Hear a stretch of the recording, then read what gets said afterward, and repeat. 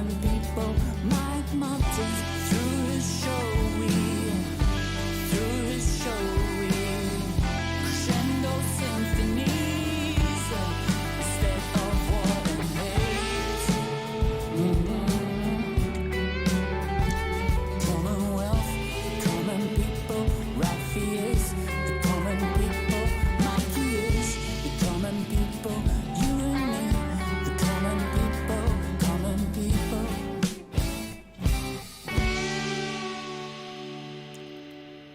Woo! I bid you all good morning, good evening, and good night, wherever you may be watching this transmission. Welcome to Commonwealth for Common People.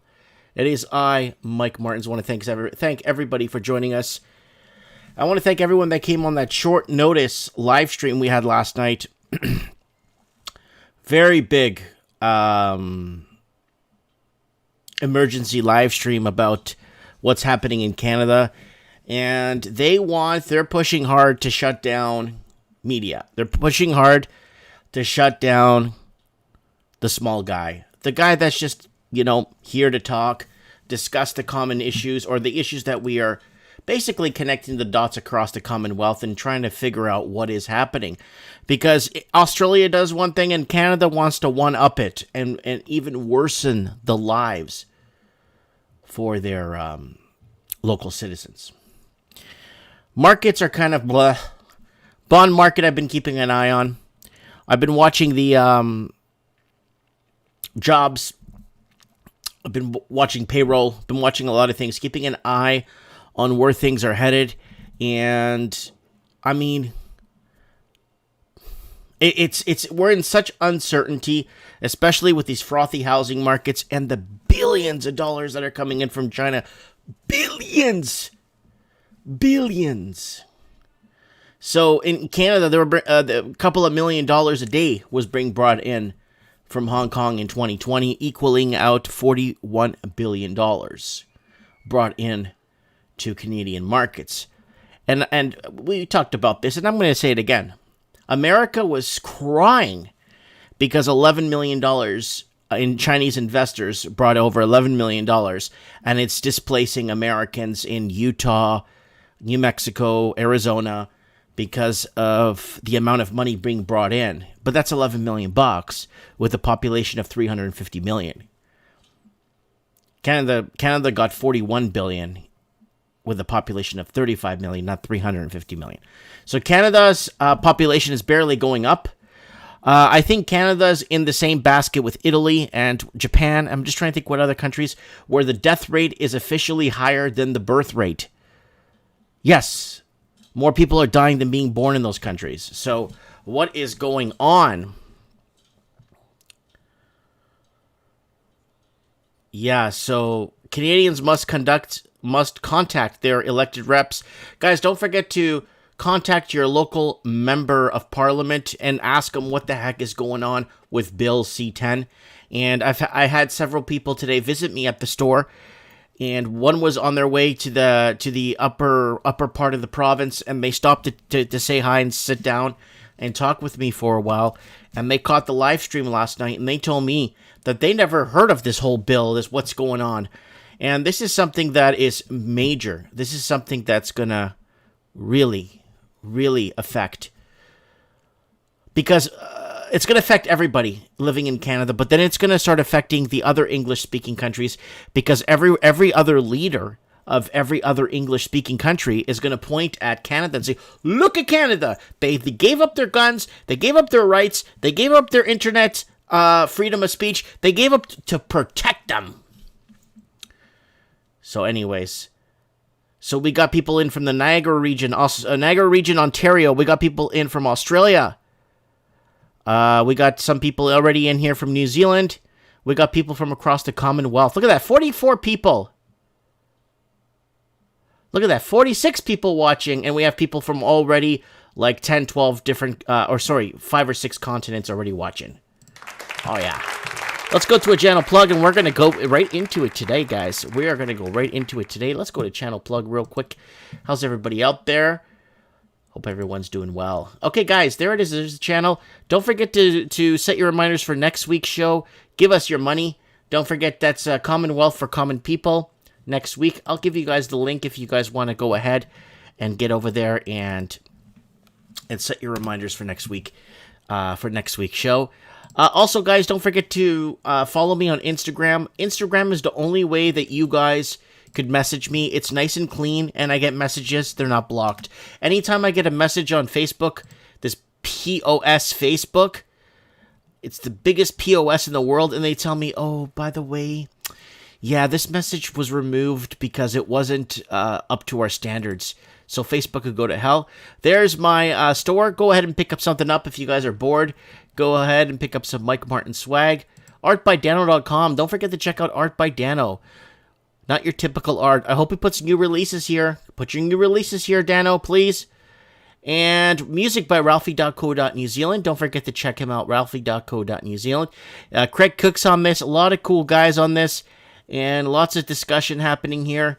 Lots of cool stuff on Ralphie.co.New Zealand. I was listening to this today at work, the live stream. And check out the live stream, guys, and donate if you can. They're at $74 donated. So go ahead, Ralphie.co.New Zealand. And they restream Mike of the Night shows here. They restream Mike of the Night here. All right, folks. Commonwealth for Common People. What is happening with our wealth? Where's our dollar and cents going? What are we putting our money in? Who do we trust anymore? Everything's a lie. Everything's a bald-faced lie. Do you know what this reminds me of? This situation we're in right now? Do you remember that episode or that movie Fargo? Remember Fargo, guys? The movie Fargo? When Jerry Lundegaard, the used car salesman, was adding on the True Coat, clear coat from the new car sale he was making. So he was scamming the guy. He's like, we're going to sell you this car, and on the invoice he added on the True Coat, clear. The True Coat, clear coat, $1,200, American. And the guy says, I don't want this on my bill. I don't want to pay for this. Why are you giving me this? And then he goes into the other office to ask the manager to take off the True Coat. He walks into the other office and asks the guy working there and says, hey, you got an extra tickets to tonight's game? The guy goes and looks at him and says, you're crazy, man. Walks back out, goes back into the office with the guy and says, we managed to knock $200 off the price. And that's the world we're living in right now. We're being made fun of. We're being told one thing, and then on the back end of, we're being, So we got Johnny Wilson from New Mexico. Johnny Wilson. We got Tignim in the house. We got Anna Key. X-Files, Trust No One. Oh my God, market education. Oh, I was putting something in the comments that I really don't want to read. Article says U.S. and China want permanent masks then they want smart masks. They want to know if you're wearing your mask.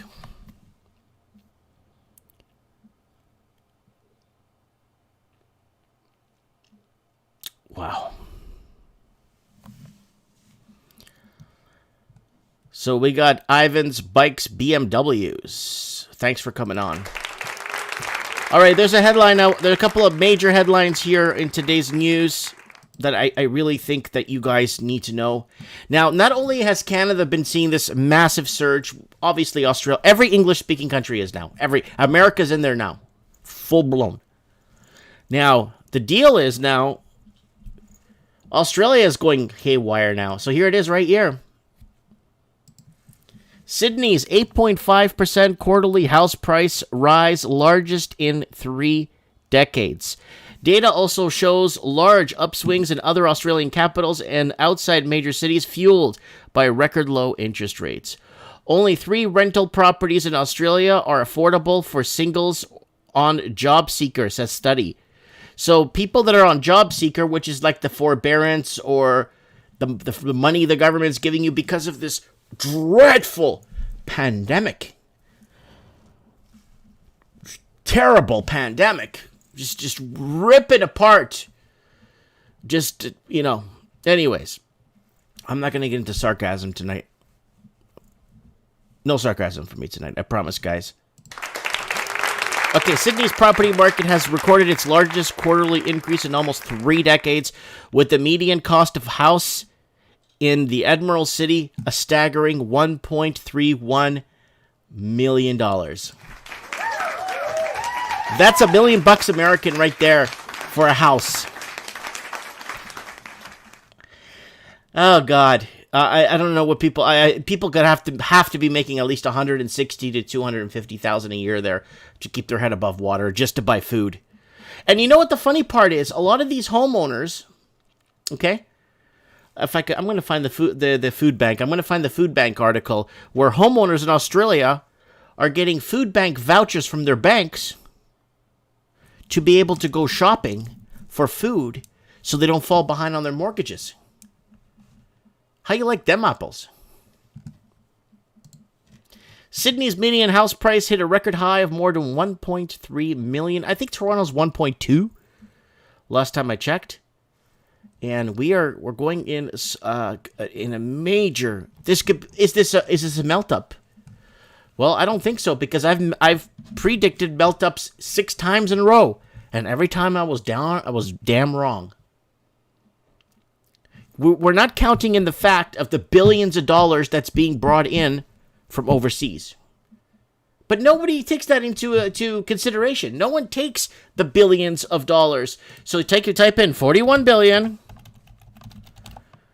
Hong Kong. Vancouver. Hong Kong residents transfer billions to Canada. Record flight capital, 43. This one says 43 billion. A record flight capital, 43.6 billion from Hong Kong to Canada as China cracks down. So this was in 2020, for the year of 2020. So they got 43.6 billion of last year. I don't think you guys understand when people bring over that much wealth into a country with a population of $35 million. Let me show you what that's going to cost. Are you ready for this? Watch this. Watch this.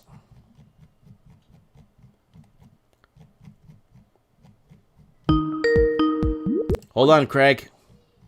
Hold on, Craig. Right here. Canada is now completing 18 homes for every person. Oh, someone says that Sleepy Joe's live. Sleepy Joe, that's probably why a lot of people are not watching, because everybody's watching the most elected president in the history of the United States of America. Canada is now completing 18 homes for every person the population grows. Watch this, guys. You think David Copperfield could do great magic? Watch the magic I could do. Look at that line. That's not the end of the border of the graph. That's the graph right there. Look how it was for the longest time. For every citizen in Canada, you had almost half a house. Look. Half a house. Half a house. Half a house. Half a house. One house. One house. Half a house. Half a house. And look at that. 18.41 homes per person. So when they play this supply and demand BS, it's the biggest BS you could ever come up with. Look at this. Look at this. This is not the end of the graph to square. This is not the end square here. This is an actual number. Our money is being parked in real estate.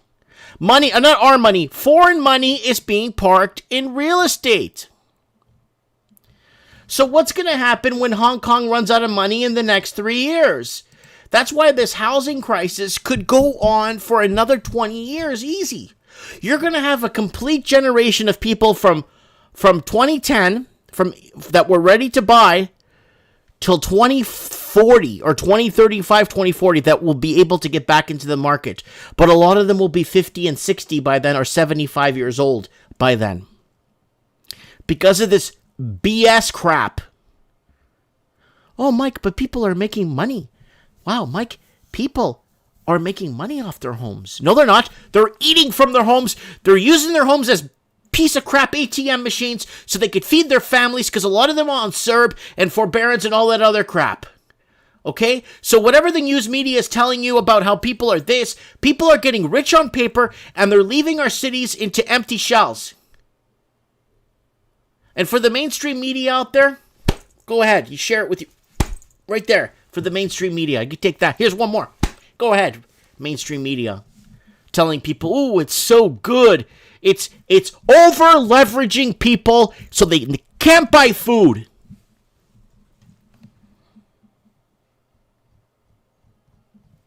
Yeah. So Dave K is saying, interesting, that's all of a sudden 18 homes.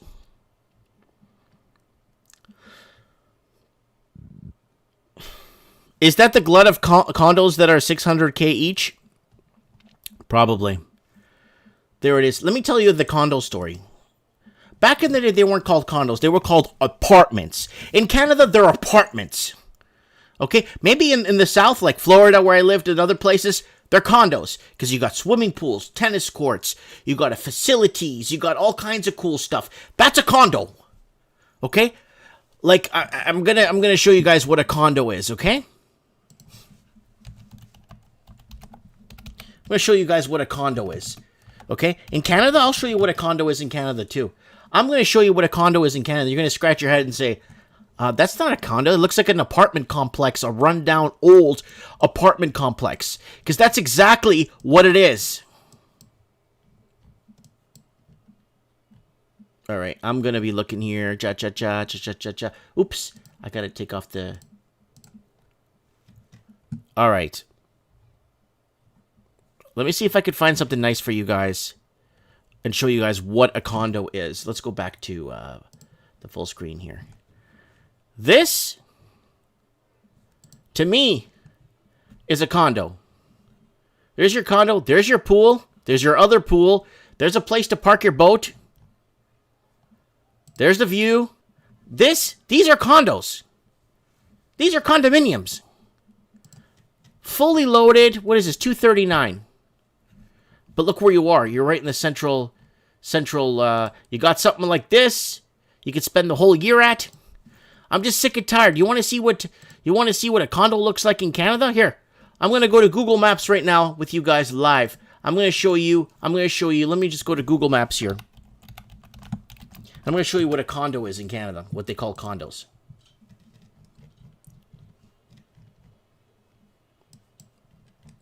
Let me show you what a condo looks like.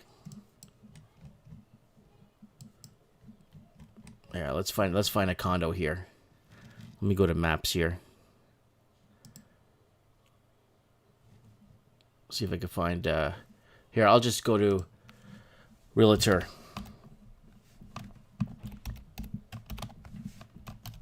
The problem is a lot of people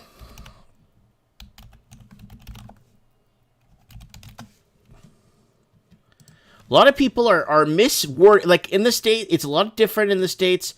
So let's go to max price. All right, let's go to minimum price though, really low, so we can get something. So I can show you guys $425 to start. Okay, one bed. We'll start it at one bed, one bath. Get started. So this way.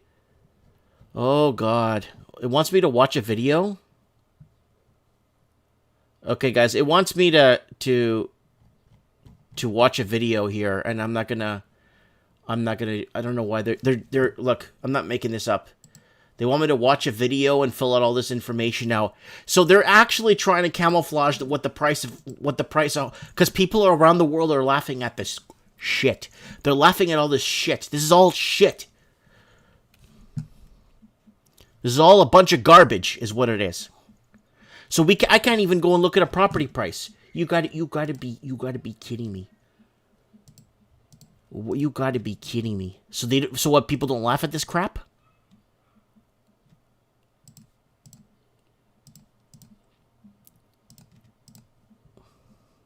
It's not letting me in. It's asking me what language I speak, if I prefer this dialogue in Chinese. Like, what a crock of crap. What a crock of crap. All right, let's look at some more properties here in South Beach. This is in South Beach. This is by Bayshore City Center.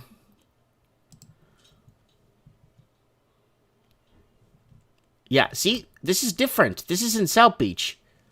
This is like where they filmed Scarface, right? Look where you are. I mean, I don't know how I could tell you guys. That's $314. That's overpriced. They have a price cut of $4,600. I'll pick up something like this at $200. I could pick up something like this at $200 large, right in South Beach. You know, I don't know what more I could say. Like 2 bedrooms, 2 bath, 1,000 square feet. That's good. Like, that's just my opinion. You know, nobody like take anything I say seriously here. But you could go as low as you like. I mean, you could really go low here. You could go into the 100,000s here if you're looking for something specific. There it goes. There she goes. That's a condo. You see? That's a condo. Right? This is a condominium. You get all these accessories and all kinds of cool stuff. This is a condo. Look. This is a condo. Not the crap they're selling. Some of the stuff they're selling in Canada, like, oh, I live in a condo. I go over there to check it out. The place looks like three moldy buildings. All three of this is a condo. Where's the pool? Where's this? Yeah, but this is a condo. It's a bunch of garbage.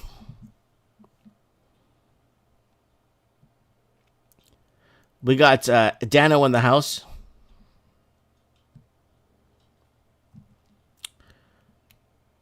Craig Cook is saying he smells a lot of BS.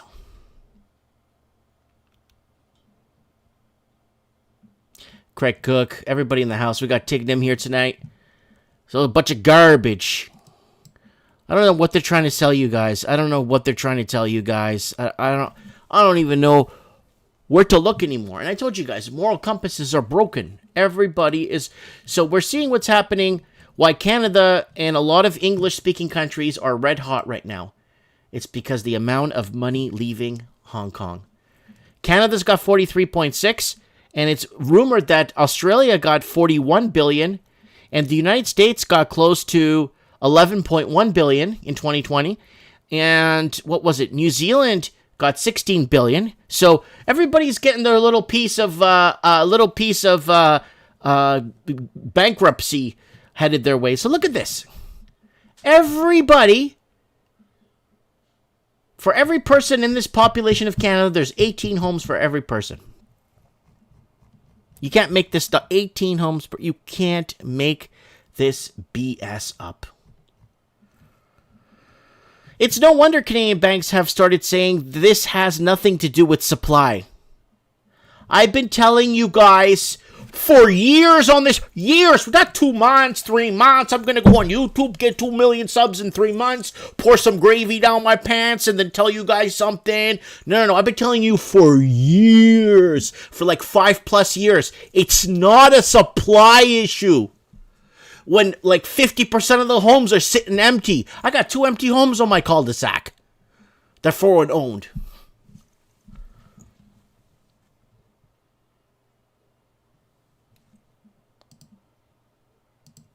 Bunch of garbage. Yeah. There it is. Read it and weep. For every person in this country, there's 18 homes. I wonder how many homeless people. Could somebody look right now on Amazon, on thing there right now on Google? Put that in the comments there for me, please. One of the moderators or somebody in the channel. I want to know how many homeless people are in Canada. So for every empty home we have in Canada, or homes, for every person, so for homeless people, I want to know how many homes are in existence per homeless people. So, for a homeless person, so let's say there's 35, so that's 100 million homes. So that's about 100. I'm just trying to find out for me how many people are homeless in Canada. Ivan's Bikes and BMW says, when I go for evening walk, I could see empty houses. And you know what's effed up? Watch this. Watch this.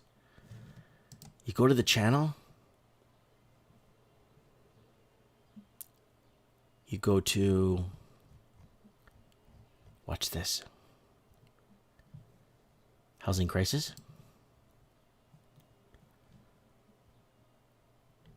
Watch this. Look at this. Empty homes in Vancouver walking the streets. When was this?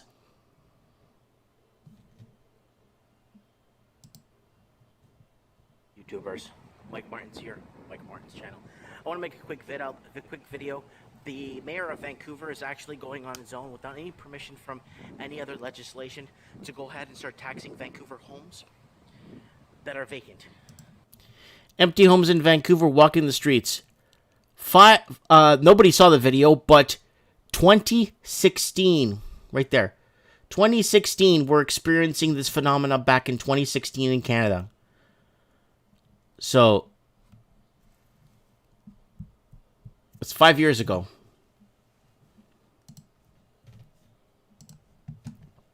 Look at that. 18 homes for every citizen. But you go back to the 80s when Canada was European dominated, there was half a home per person. Look, half a home per person. So you had families. People lived together in family units. See? It was half a home per person. And then you got a little bit crazy here in 2015, where you had 3.4 homes per person. And then we started bringing in, cranking in the immigration. And then look at that. I'm not going to let this one go, guys. I'm sorry. The COVID has fueled the housing market crisis. Where is this? In Texas. Woo! So, okay, so what did they blame? They blamed everything. So the COVID pandemic has undoubtedly changed the lives of billions of people across the globe in the course of just 1 year. In what seems to be the relentless exercise, health experts remain cautious even with the advent of vaccinations, especially as certain parts of the world are still enduring unprecedented surges in variants. Oh, ball juice variant. Yeah, we got ball juice. We got ball juice variant and the Brazil variant with I need gung ho for my pee pee. My name is Cor Julio. Is it Cor Julio? Cor Julio or Corn Julio? Accordingly, the pandemic has caused a disaster in every aspect of the world. Countless deaths, borders shutting down, political upheaval, borders shutting down. Bring your money to Canada. It's open. Bring 43.6 billion people and you could go ahead. It's open. I got into an argument with somebody and I was telling them, look, flights from China during the 2020 big ball juice variant. Everybody was like, yeah, no, what are you talking? Flights from China are closed. No, okay, let's say the media and everybody tells you, how the hell did they bring $43.6 billion into Canada? You got to come here, open a bank account, go in person, you know, get your information, get everything squared away, you know, let's just say even half of that was brought in digitally. You still had to open a bank account to deposit your money in a Canadian bank account. Experts. Public servants. Right there, fangulo.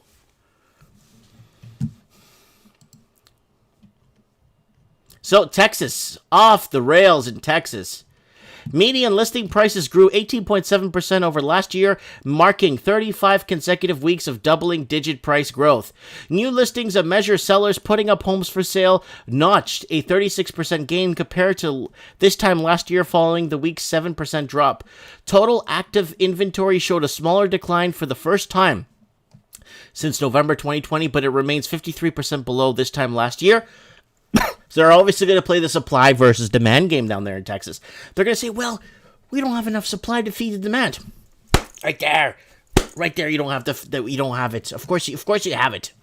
Canada was playing the supply versus demand. Look at that. Now we have 18 homes per person. But don't worry. We got a lot of homeless people.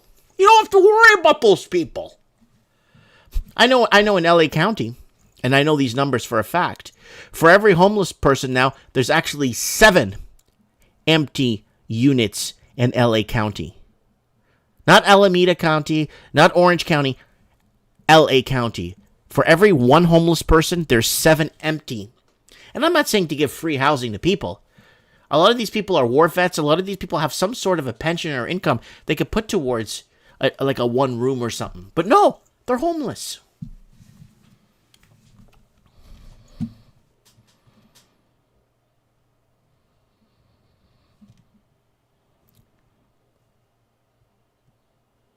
So we got Layla telling me to invest in CN.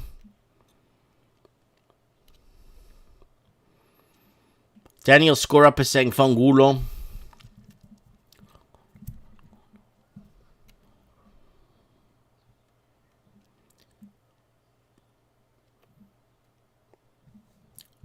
Okay, so what's going to happen? Elites like the Chinese system, a few big fish, and everyone like slaves. Well, that's what's going to happen going forward. Let's see what other crap they have here. Watch out, Triangle home buyers! Apple sent housing prices soaring in Texas. They're always going to find something to blame why the housing prices are going up. Then in America, for the longest time, they're going to have to build themselves because there's not enough supply. Like Canada, for the last 6 years, there's not enough supply. We need to build! Okay, let's build. 18 point. So if you're just joining us, for every citizen in Canada, there's 18.4 empty homes. And I think Canada's reached its highest level of homelessness. And I think more people, they're keeping this under wraps, more people died of opioid and fentanyl overdoses and accidental overdoses in the province of British Columbia than died of all of COVID across Canada for 2020. I'm willing to bet anyone $1,000 on that because I think more people died of that than actual true COVID.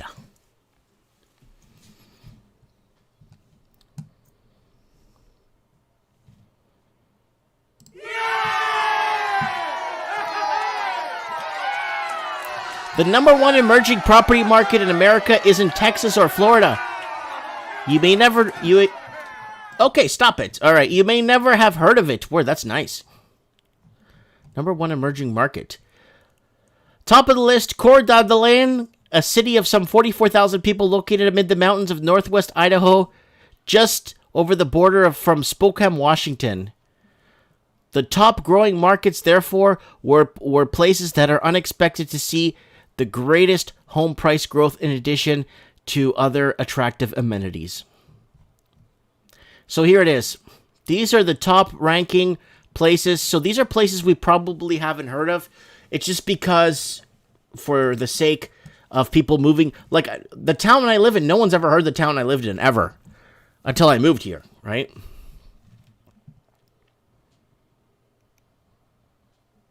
So here it is, guys. Number one, Coeur d'Alene, Idaho. Number two, Austin, Round Rock, Texas. I don't even know. I've never even heard of that. Springfield, Ohio. I never knew Ohio had a Springfield, and honestly. Billings, Montana. I know Billings. Spokane, Washington. I know that. Lafayette, West Lafayette, Indiana. I know that. Reno, Nevada. I've been there. Concord, New Hampshire. I've been there. Manchester, Nashua, New Hampshire. I think that's close to Portsmouth, if I'm not mistaken. And Santa Cruz, Westonville, California. So these are all these places that are going up in price, and they're going up in price because people are leaving the big cities and pushing up the prices of the... And you know what the best part of pushing up prices in another town? Everybody hates you. So what's happening when I first moved to town and I opened my business, the other business like mine was hating on me, threatening me, sending me all kinds of crap, telling me to close down, sending me cease and desist. You didn't get permission for me to open your business and blah, blah, blah. Watch the Merit Harassment series if you guys want to catch up with that. It's 22 parts of just BS drama. But the locals do not like people moving in here. It's not my fault that a tear down that's worth about, like maybe 50 grand is going for $1.6 million. It's not my fault. I don't want to buy a house there.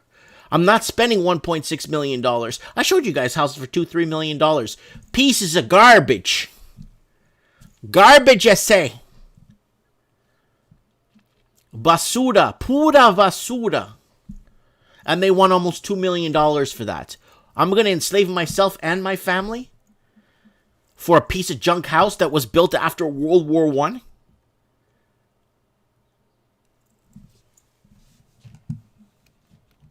You know, in the next 20 some odd years, you know that World War II is going to be 100 years ago? Time is just flying. It's 2021. And nothing's getting any better. This BS shit started in 2010.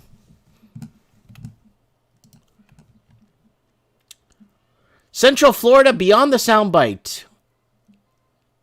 Pandemic took a severe toll on many people in many ways. I'm just trying to see if there's anything. Oh, this is just the sound discussion board thingy here. All right, advocates. There are the advocates. What are they advocating for? Advocates pushing for affordable housing in Florida. Tampa, Florida. Evictions in Florida are growing to the issue. All right, let's go to Tampa Bay.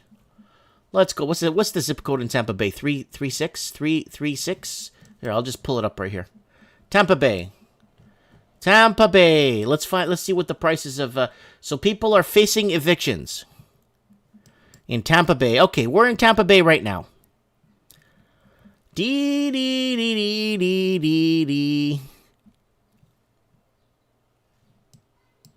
Okay, in Tampa Bay, we're trying to find something here.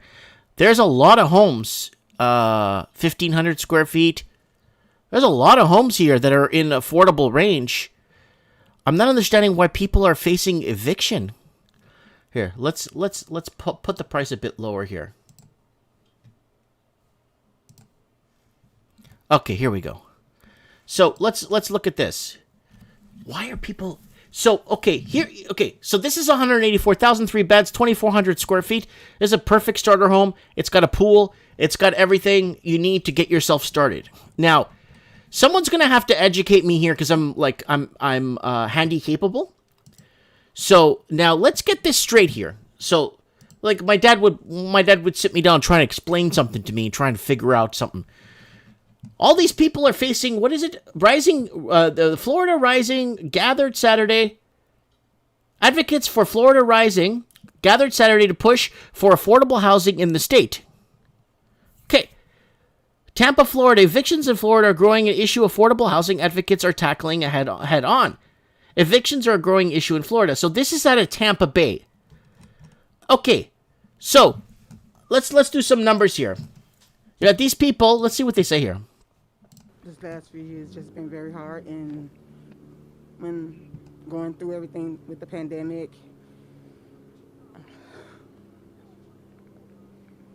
Martha Watson lives at Timber Falls apartment in Tampa.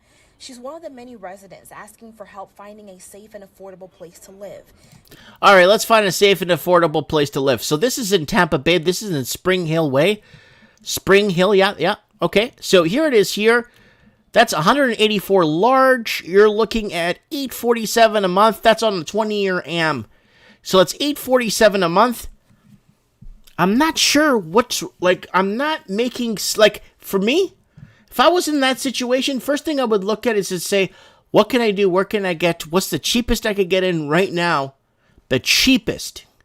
So that I could have more disposable income to afford to either fix the home I'm in or maybe look at potentially renting a portion of the home. So let's say you pick something like this up. Okay? You buy this, 184. Let's say you talk it down to 170. You got lots of land. You got palm trees. You got an enclosed pool. Okay? You got a neighbor not too far, maybe 25 yards to the side. You got a nice big opening here.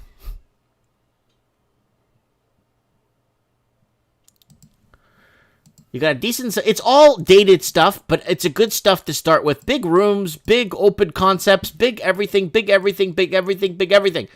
a lot of photos of this place.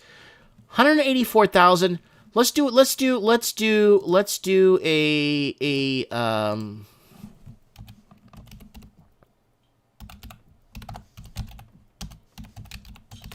mortgage calculator. Let's see if we could find one here. Just one roughly here. Okay, so mortgage amount would be... So let's say... So these advocates are looking for affordable housing in Tampa Bay. 184. Okay, 184. 2,400 square feet. That's actually a decent house. It's got lighting outside. You have a trail by your house to walk to the tennis courts. which are part of your house, and the pool. So 184. So let's say 184. 184 large. Okay. Interest rate, what's it at? 2.2% right now? Roughly 2.2%. It's really low. We'll do a 25-year AM, and we'll do a 5-year term. And we could do monthly, 12 times a year. Calculate. So they're looking, it's correct, $797 plus about $35 a month for property tax. They're looking at $797 a month. And that's like zero down, right? So let's say they got $5,000 put away. Okay, 5 large. Okay, calculate. That brings the, well, the payment, why doesn't it change? Prepayment amount. Prepayment plan. Oh, never mind. So there it is right there. So let's say they put down 10 large. So they borrow 174. Calculate. They're down to $753 a month. They're at $753 a month. So I'm not understanding what the problem is. What people are getting evicted. So let's go back here and see. Martha Watson lives at Timber Falls apartment in Tampa. She's one of the many residents asking for help finding a safe and affordable place to live. Because if you ask her or hundreds of other advocates that gathered alongside Florida Rising across the state today, affordable housing is hard to come by. They say affordable, but affordable to who? Residents tell me if they have one message for lawmakers, it would be this, that word. Well, people living there, I'm not sure what I'm seeing here, but this is in Tampa. This is in the area. Okay, let's take a look at this one. It's a townhouse. Forget, you want semi-detached. You want detached home. You want something like this, a detached. $120,000, okay?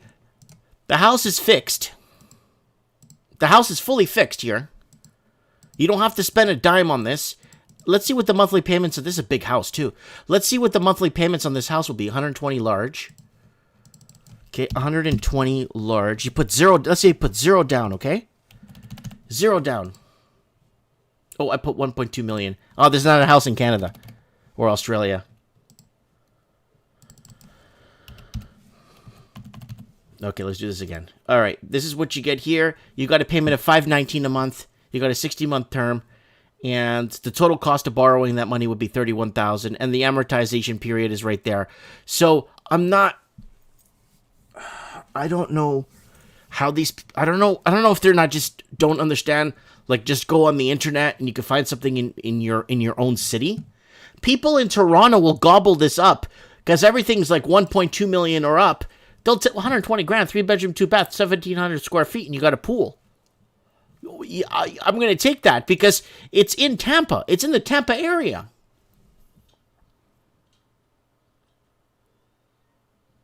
Scott's saying they are renting, I think. Okay, but even, I could bet you they're paying more than $700 a month for rent there. The people there. They're paying maybe $900. So if they could pay $700 for a place, and they have their own place, you know what I'm trying to say here?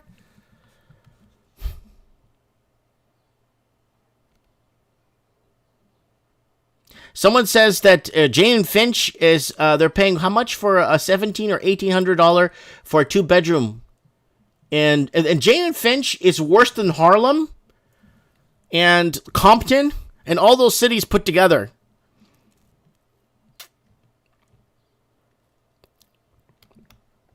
There's so many homes for that price. There's literally hundreds of homes for the price range for this. So advocates are fighting or trying to...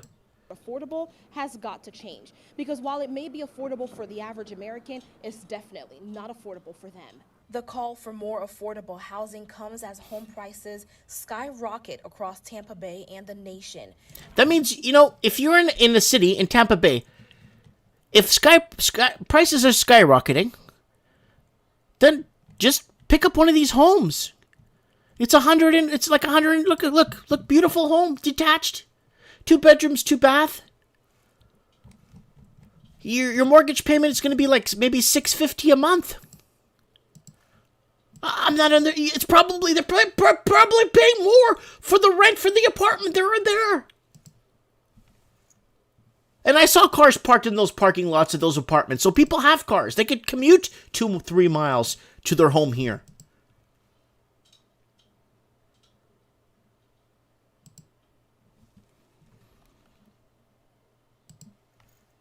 There it is right there. It makes no sense.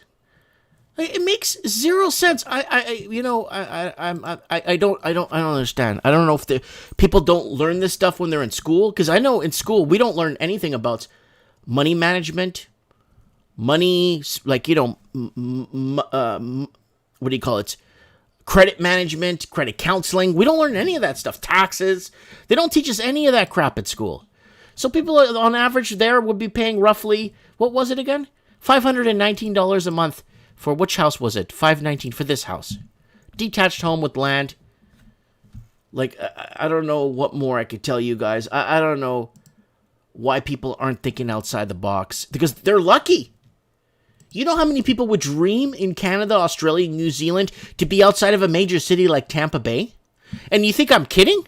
I've been to Tampa Bay many times. Look how big Tampa is. Probably thinking it's some hole in the ground. Look at Tampa Bay. I've been to Tampa Bay like 4 times. Oh, Tampa skyline is growing. Hey, transformation. Look at that. The investors are coming in to buy it all out. Yeah. Let me see. Where did that go? Let me close that. Yeah. Tampa Bay's skyline's ready to transform. So there it is. Tampa Bay. There's Tampa Bay right there. Let's see if they give us a photo of it. That's Tampa Bay right there. There it is right there. It's a pretty decently big city. There's quite a few people there. It's got lots of office jobs if you're looking, or cleaning jobs, or whatever you look to do. There's lots of jobs there. So when you say, oh, Mike, but that's Tampa Bay, nobody lives there. Yeah, people live in Tampa Bay. Sorry, guys. So when you have a house for $120,000 within 3 miles of that city skyline I showed you, that city skyline's in here, and this little piece right here. So I don't know what to say. 184, 120, 152, 179, 124. There's hundreds and thousands. People would give 3 years from their lives that are living in Canada that have been waiting on the sideline. They would trade 3 years from their life to buy a home like that and raise their family. We don't got that here. So now I'm going to go back to this again. Let's go back to this again. Because I want to point something out here to you guys. For help finding a safe and affordable place to live.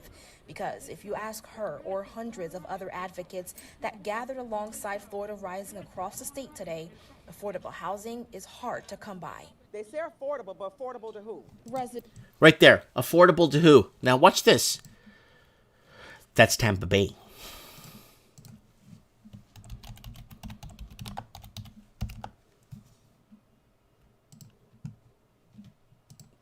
The city of Vancouver, that basically hates their own citizens, Vancouver now defines $3,700 to $702 rent as affordable housing. Here we go.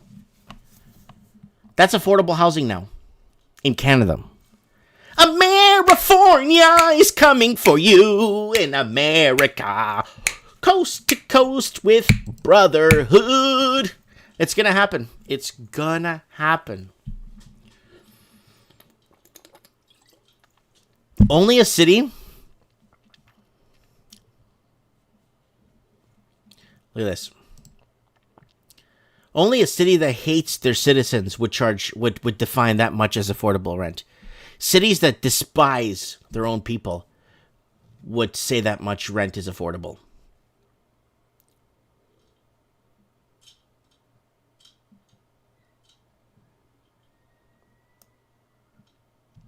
Terry is saying, I'm from Texas and I can't get your videos. So sad. Texas is housing market. We covered Texas earlier in the show. They've been rallying. They're like crazy.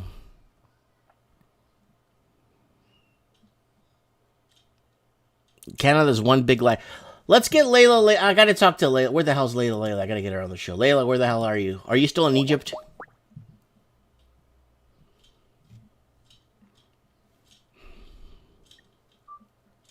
Hi, Le- Mike. How are you? Good, Layla. How you doing? I tried I'm calling you on good. last. I'm trying to call you on last night's show of that Bill C-10 because I knew it was later in the morning there. I thought you would have been awake, but I wanted to go over it and discuss it with you because I did an emergency live stream last night. Yeah, I'm sorry I That's missed you, okay. Mike. I went back and watched your show, and Craig prompted me to have a look. It's really it is really not good, honestly. I was with you all the way watching that. I don't know what's happening. Layla, I got an email from Trevor here who lives in the city of Vancouver. Says, Mike, I love your show. One bedroom condo in quotation marks in downtown Vancouver. He works as a doctor's aide. I don't know what a doctor's aide does. I think it's a nurse, I guess. And he has 7 other roommates in a 1 bedroom. In Vancouver, in downtown Vancouver. Yeah, 7 roommates in a 1 bedroom. Hmm. Yeah, This supply issue, Mike, I think it's real. I think there it could is be, real. I think it's totally real because, well, in downtown Toronto, where I worked for about 6.5 years, where you have all of these condo builds around York and Front Street and all of that lovely area. There were a lot of those apartments that were empty, like you'd see them from the office. And you had quite a few of them with junk on the balcony that's gathering dust, never moving. There were lots of these. So I do think there's an oversupply, at least of condos. I don't know about houses, in the GTA or inside Toronto. Maybe houses are a different supply issue. Yeah, I think houses are, they, are are obviously the hottest on the market right now. They're the number one gainers, and the housing is what's pushing up the markets in all Australia, New Zealand, Canada. It's housing. Nobody's jumping on these condos as much as they used to.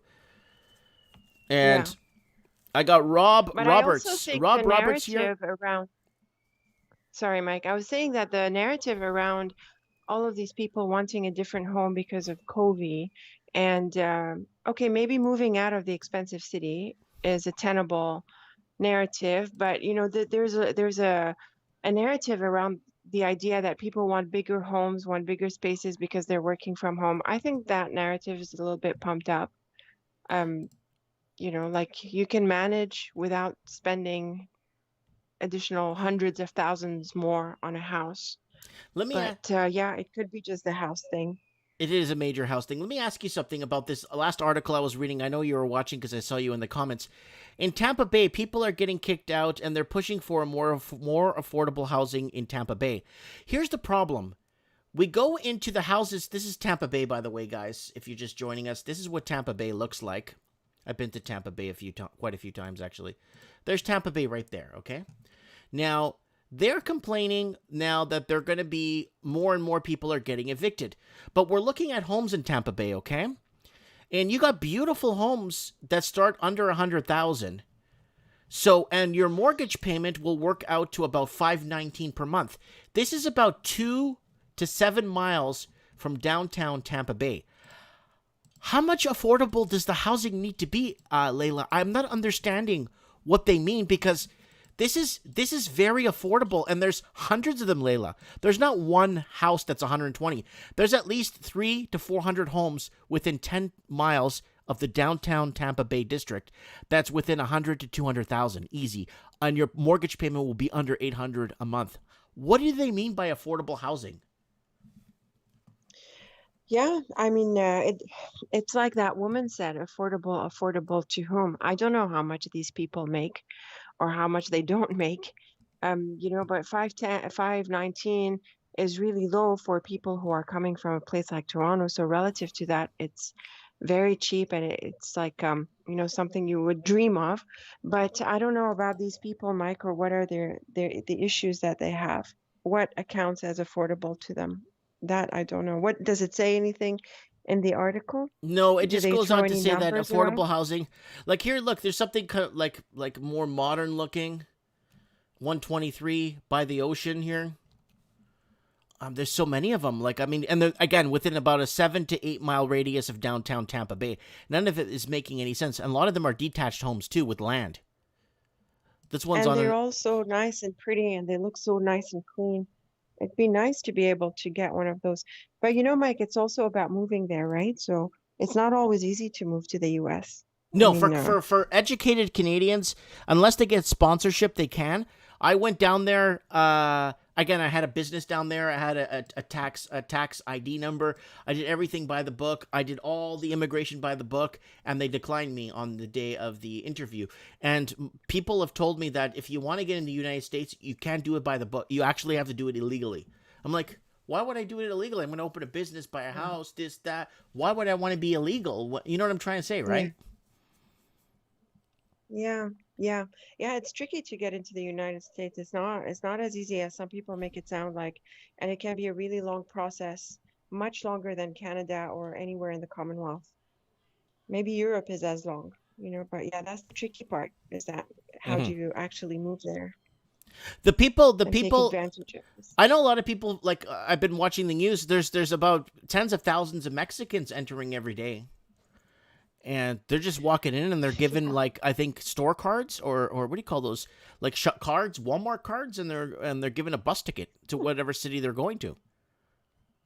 Okay, I thought they were given a voting license and a driver's license. Yeah, they're getting that too, but that's when they arrive at their place of destination that they chose.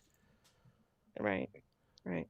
So Well, I that's think there's something going on with Mexico, and I think there's something going on with NAFTA, and they're allowing all of this for a reason. I'm pretty convinced about that.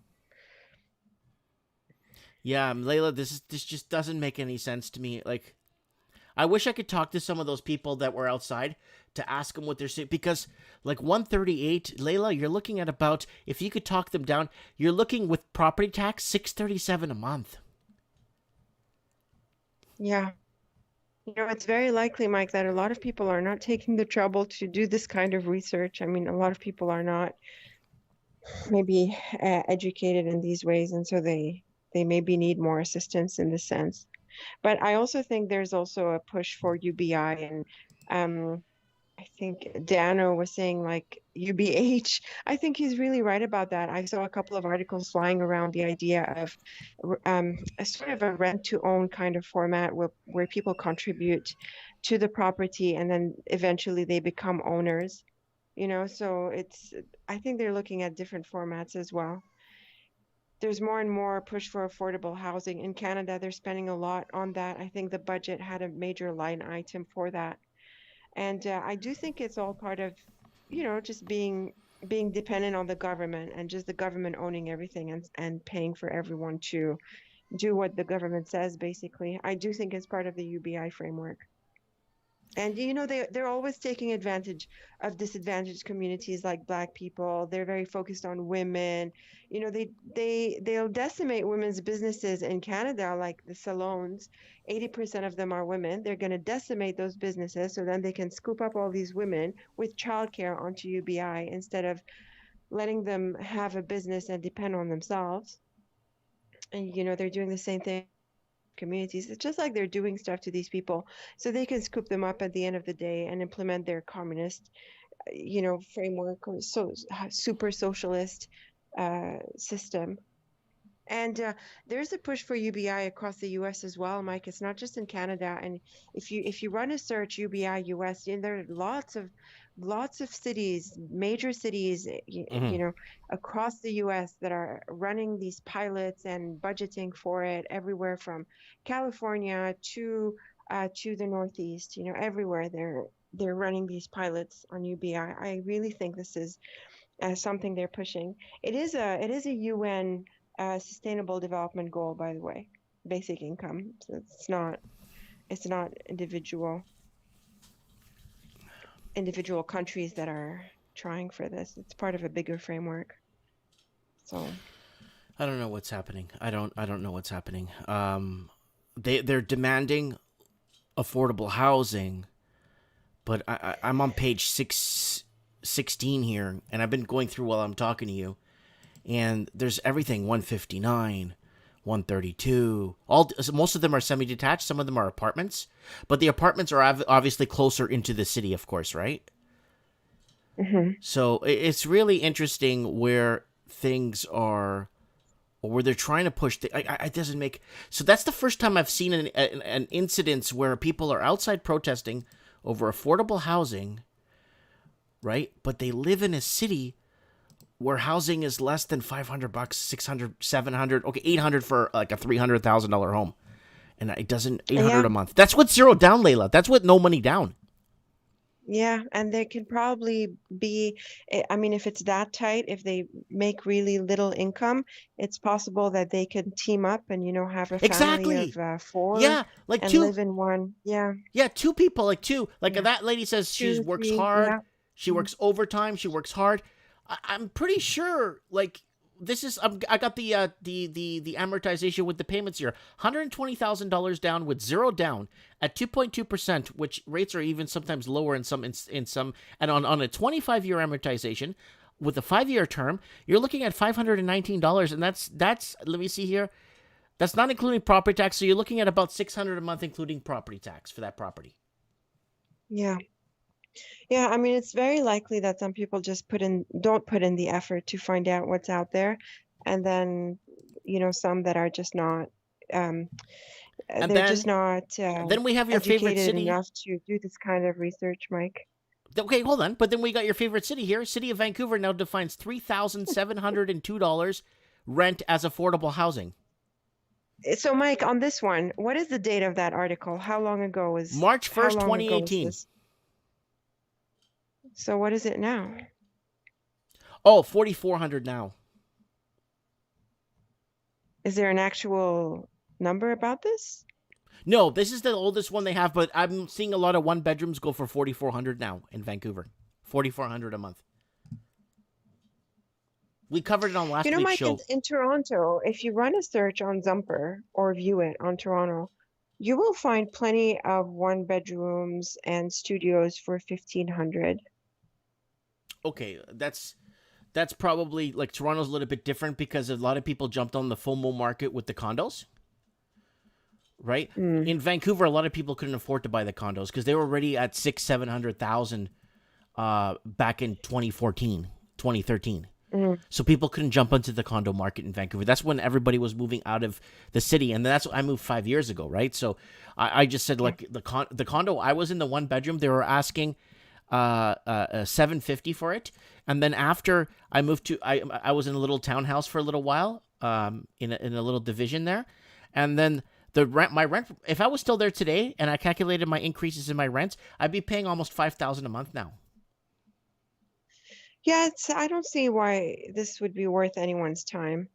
Mike, when like I have the option to go, right? Like, apart from the idea of the isolation centers and those hotels that, I'd need to pay $2,000-3,000 to $1,500 to stay in for the COVID crap. I still think, apart from that issue, it's really about calculating your bottom lines, like how much do you make versus how much do you spend, and what are you saving at the end of the day. And a lot of us are contractors. Like 60% of the Canadian workforce is on a kind of a contract, or what they call, what do they call it? I forget what they call it, but it's you don't have full-time employment. You're a I call it Mickey contractor, Mouse. or you do. Right, and you do a few jobs, or two or three part-time jobs. They call it precarious employment. Yeah. So apparently, as of 2017, I think 60% of the Canadian workforce is employed in these ways. So what happens is that when you're employed on this format, you don't have benefits that you have as a full-time employee. So I didn't have a pension. Yeah. And I have the the Canadian old age. I only have old age, not the No, I make a mistake. I don't have a company pension. I have CPP, Right. which is what I pay towards in tax, right? So I've worked about 6.5 years in Toronto on a decent job, a decent corporate job, above average from the national average. And my CPP as of now is $150 a month. So if I work for another 25 years, say multiply that by 5, I'll make $700 a month on a good day. Hold on, right? I Who gotta let me lives close off my a window pension? here.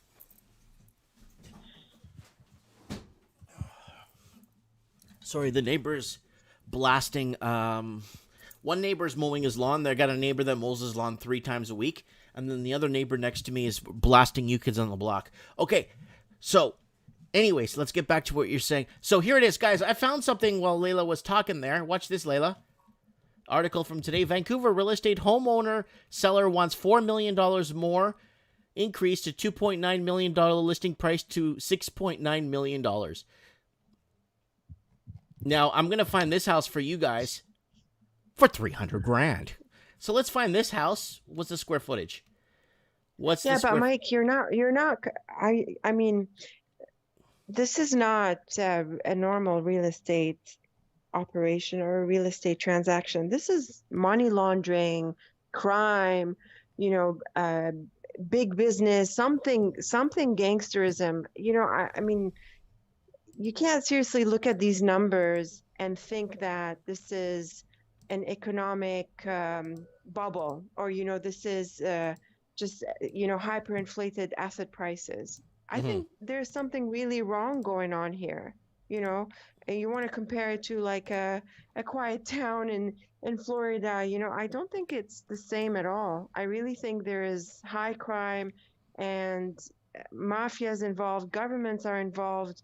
I think there's a lot of money laundering that's being wired into Canada because of any number of reasons, like what's been going on so far.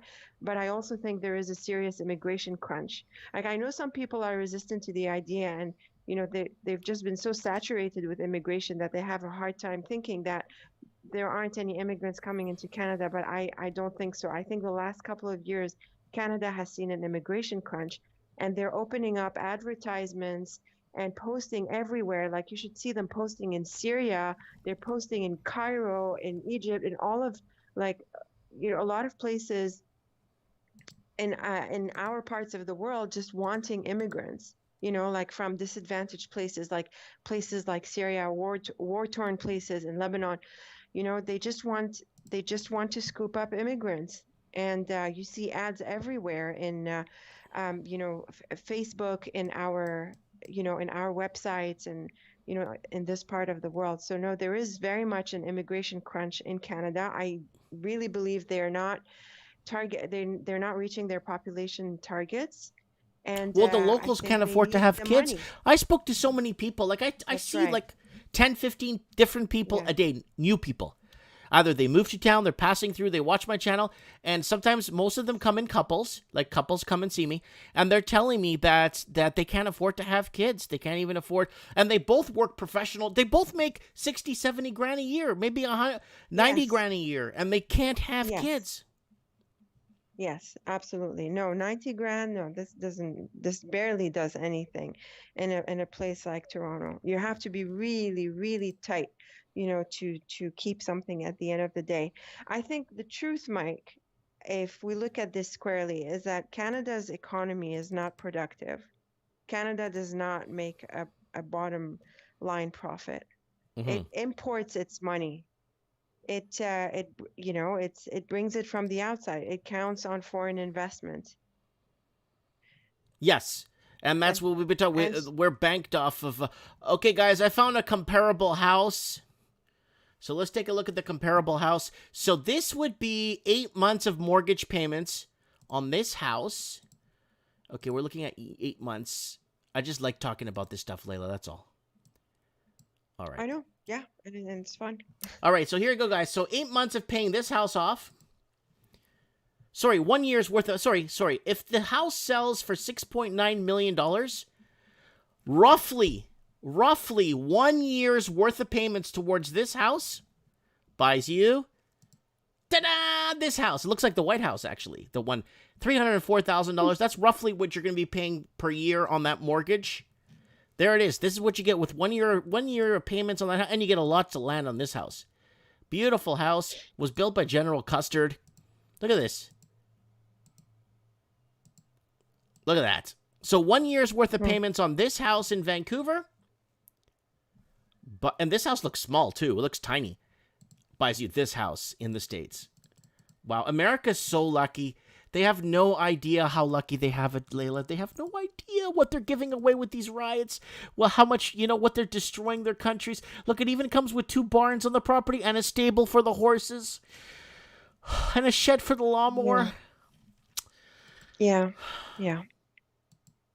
And it's too bad because there's also a lot of space in Canada and it can also be managed in these ways and made more affordable. But Canada's a bit trickier because it's so cold. The infrastructure is a lot more expensive, and that's a fact. It's not, it's not invented.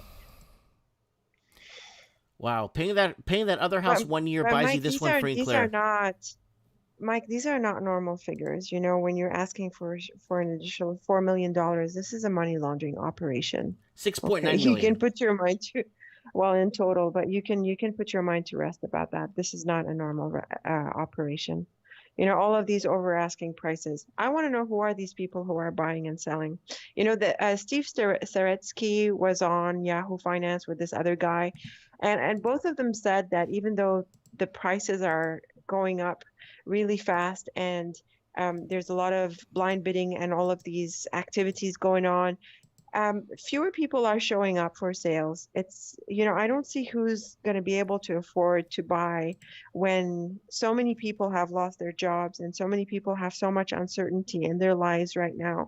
It just doesn't tally, okay? It doesn't pass the most basic test of common sense. Go with common sense. Something is up. No, these numbers are not right. Okay, something is really screwy here. Can you comment for I'll me? Try. How Americans are crying over the $11.1 billion brought in by Chinese investors in 2020, and it's pricing people out of homes in Utah, in New Mexico, Montana. People are being priced out of their homes because of investors bringing in $11.1 billion. But Canada in 2020 brought in $43.6 billion with a population of 35 million. We're worse off than America. They brought in way more money than they brought into America. Yeah. Well, they're not aware of what goes on in Canada or what Canadians are willing to tolerate, but I think Canadians just swallow too much crap. But I don't see that being resolved anytime soon, and I really think the market can keep going up. Recently, Macklem said that I think Macklem himself said that the rates won't be raised in Canada if the US holds rates until 2024. So it is possible that this can go on until 2024. We're looking at another 3 years of hyperinflation of the prices. You know who I feel sorry? You know who I feel sorry for the most? 70% over the last year? Sorry, Mike, go ahead. No, I just want to let you know who I feel sorry for the most? The people in 2010, after the 2010 Olympics in Vancouver that sold, everybody was selling like crazy because of the market correction that was coming in 2010. And because the Olympics, and already housing was 8 or 9 times the average income. So everybody was selling like crazy in 2010. I still remember this like it was yesterday. And guess what happened? 2010 came, houses kept going up. 2012, 2013, 2014, 500,000 Chinese per year. 2015, 2017, foreign buyers tax, too many Chinese.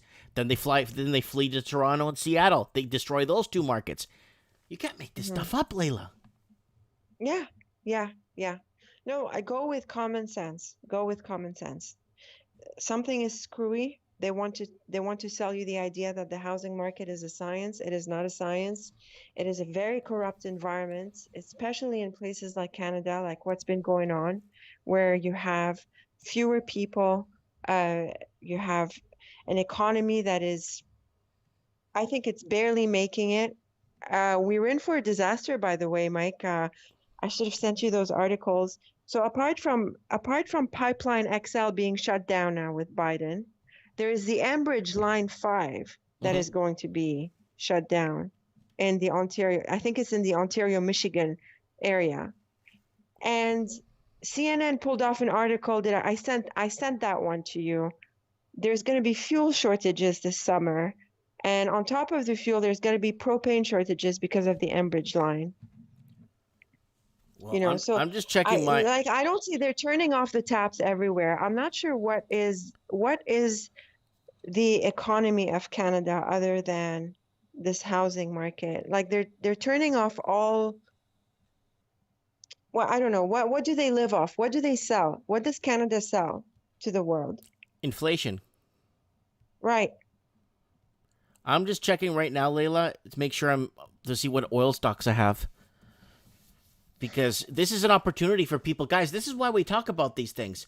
To find opportunities or loopholes in the markets. Because, Invest in CN. CN's buying locomotives, and they're buying the Kansas line. So initially it was Canadian Pacific, and then CN came in with a bigger bid, and they're going to consolidate the railway.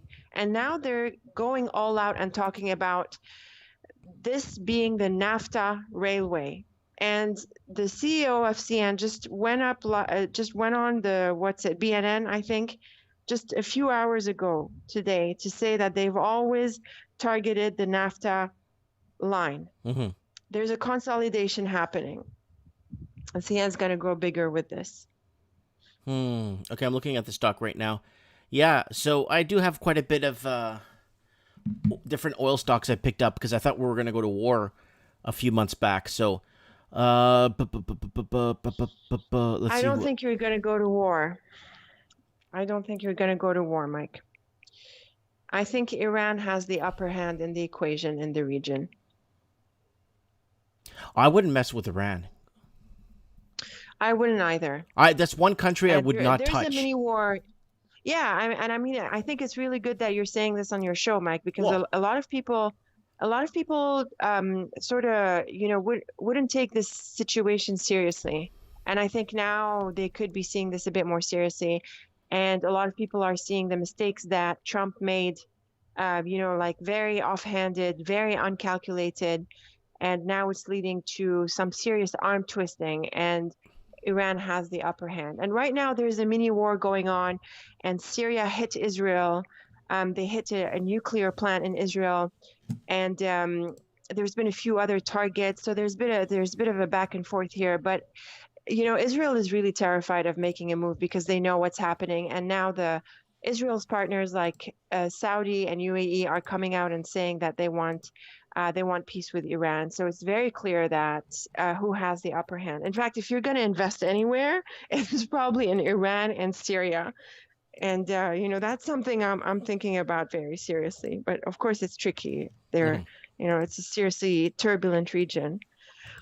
But I mean, that aside to say that, no, I don't think there's going to be a war in the Middle East in the sense that you were thinking, or to the extent that it would cause, the oil shock that you might have in mind. Because I'm thinking back to the old Iran oil embargo from the early 1980s, late 70s, early 80s. That's what I'm thinking of. Something like that, something major. But I could be wrong. But guys, you got to find loopholes. You got to find trends in what's happening, because there are opportunities out there to make money. You just have to follow the damn trends. Stop watching mainstream media news. Somebody came in my store today. Oh my God, we got to stop these people from traveling. The ball juice variant's coming. The ball juice variant. Paddington Bear so Mike, variant. This is coming. Yeah, Teddy Ruxpin. This is seriously coming.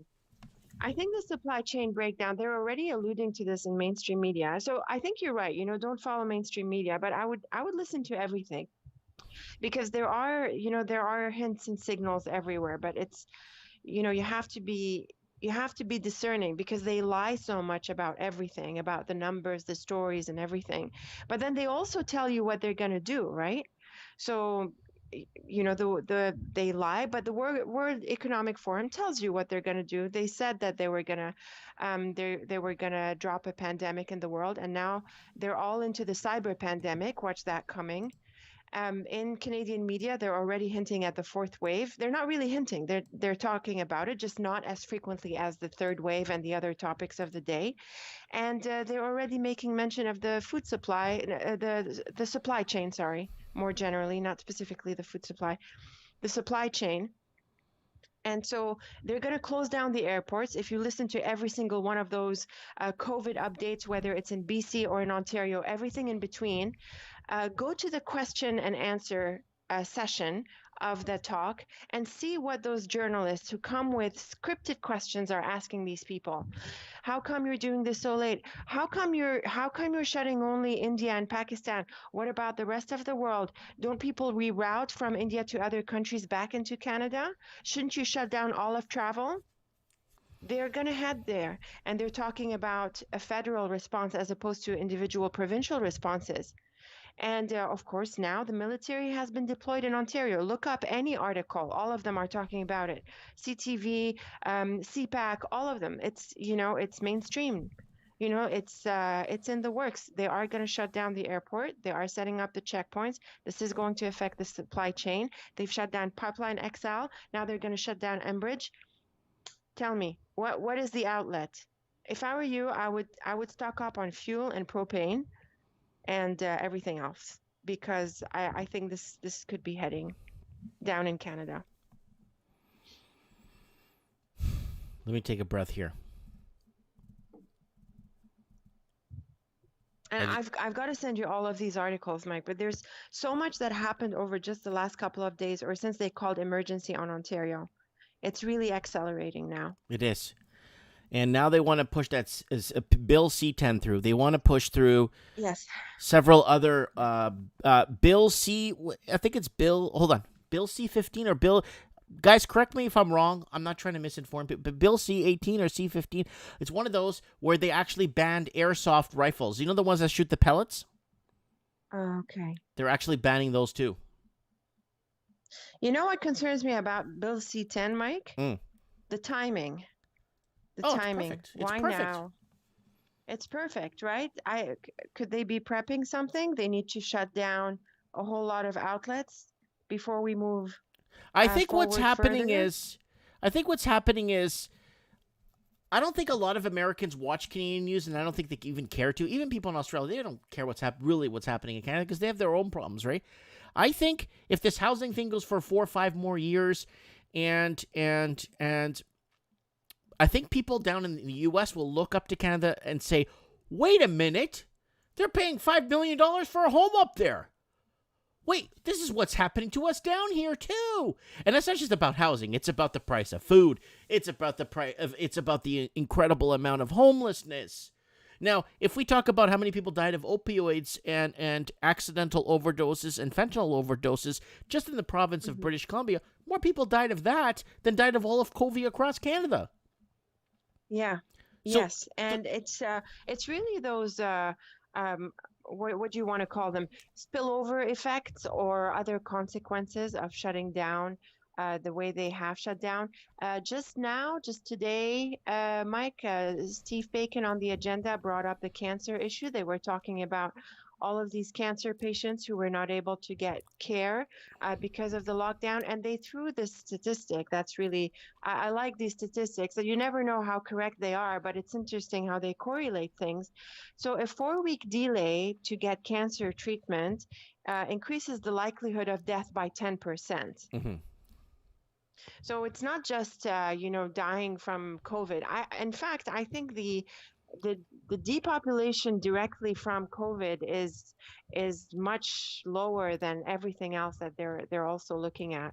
From you could have a better chance to crime, to the other treatments, to depression, to drugs. All of that is also happening. More people are slipping and dying in the shower than of COVID. Yeah, I believe that. You can't make this stuff up. You can't make this stuff up. Yeah, I mean it's a fraud from the beginning. This COVID, it's not a disease. It's just it's a cold. It's not a condition by any stretch. This is complete BS. They take you into hospital. What are they doing to people when they go into hospital? The protocol is not even public. It's not even known what kind of medicine is being given to these people. I do know that ventilators can be really dangerous, and a lot of doctors have come out and said that it's really wrong to use ventilators, that a bit of pressure can actually cause injury to the lung. Mm-hmm. Hey. And there is one piece of news, Mike, as well. That's pretty alarming, in my opinion. Is that Ontario now just announced that they'll be able to move people from hospitals to long-term care homes without consent. I'm happy to say that a lot of people in the comments were saying that, oh, this is on purpose, and that these long-term care homes are actually slaughterhouses. That these are some of the comments I saw. A lot of people are aware of what's going on. Layla, can I throw something out there?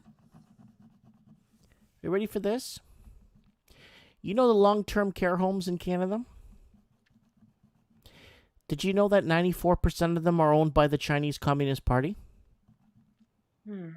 Let me look it up so people don't think I'm trying to connect the dots wrong here or try to misinterpret or mislabel people. I wonder why that would be a good investment for them. No, people send me articles about this stuff all the time. Canada's largest long-term operates owned. Let me just see if I can find a proper one here. China-owned senior care facility placed under government management.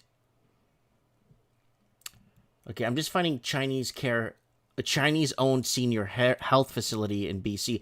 I want to show you how many, the percentage. In BC, probably, Mike. I don't know about the rest of Canada or maybe Ontario. Probably BC. I'm just trying to see. But I don't see why that would be a good investment for them.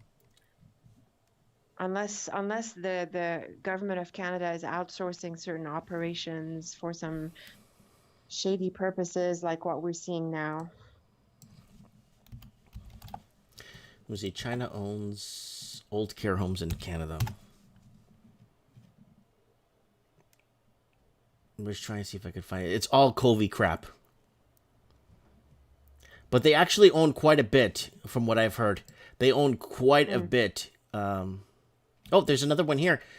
Who owns the biggest 5 Ontario long-term care homes cited by military for extreme neglect and abuse? Chinese-owned. Chinese-owned. Canada's military is reporting on it. Yes, they did bring in the military to do this assessment, which I'm really not sure why. You would think it would be a health organization, but yeah, the military does have a healthcare arm, which is what they're bringing into Ontario right now, along with the checkpoints being set up at the borders. So I'm trying to get numbers. Guys, if you can get numbers on this, I know they own a good percentage of it. Here's a headline. I can't read it because it's the Canada or the Globe and Mail. Third China-owned senior care facility in BC placed under government management amid concerns over health and safety residents.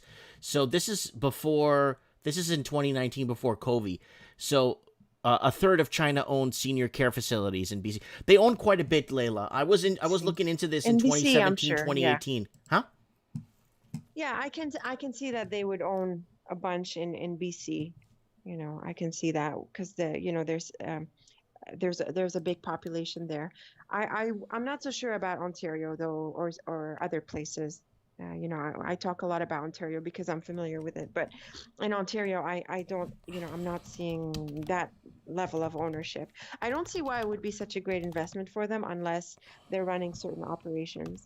But I can also see, Mike, that, the government of Canada can say things like, oh, it's badly run because it's run by China, and sort of defer responsibility. I'm not sparing either. You know how I feel about this, but they can sort of, point fingers and lay the blame for their own shortcomings sometimes as well. Oh, I got some good news. Front page, 8 minutes ago. Hundreds of travelers landing in Canada tested positive for COVID-19 variants. Yeah, they're really going to play this one up. They're going to play this one up, Mike. And there's going to be a fourth wave. I don't know what to say, man. I don't know. I'm in a position right now with my life, thankfully, is like I've been running on autopilot for a long time.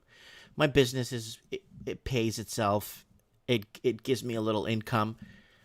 I got a great wife. My kids are nice. My mom helps out. She's here. I mean, doing some renovations to the house.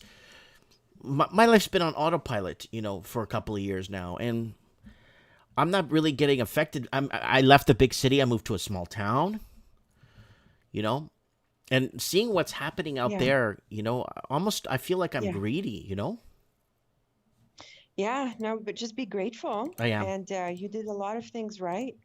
Mike, it's not an accident, when you line up your thinking and you do things, in a realistic and a correct way, and you keep to yourself, and you keep your what is important to you around you and close to you.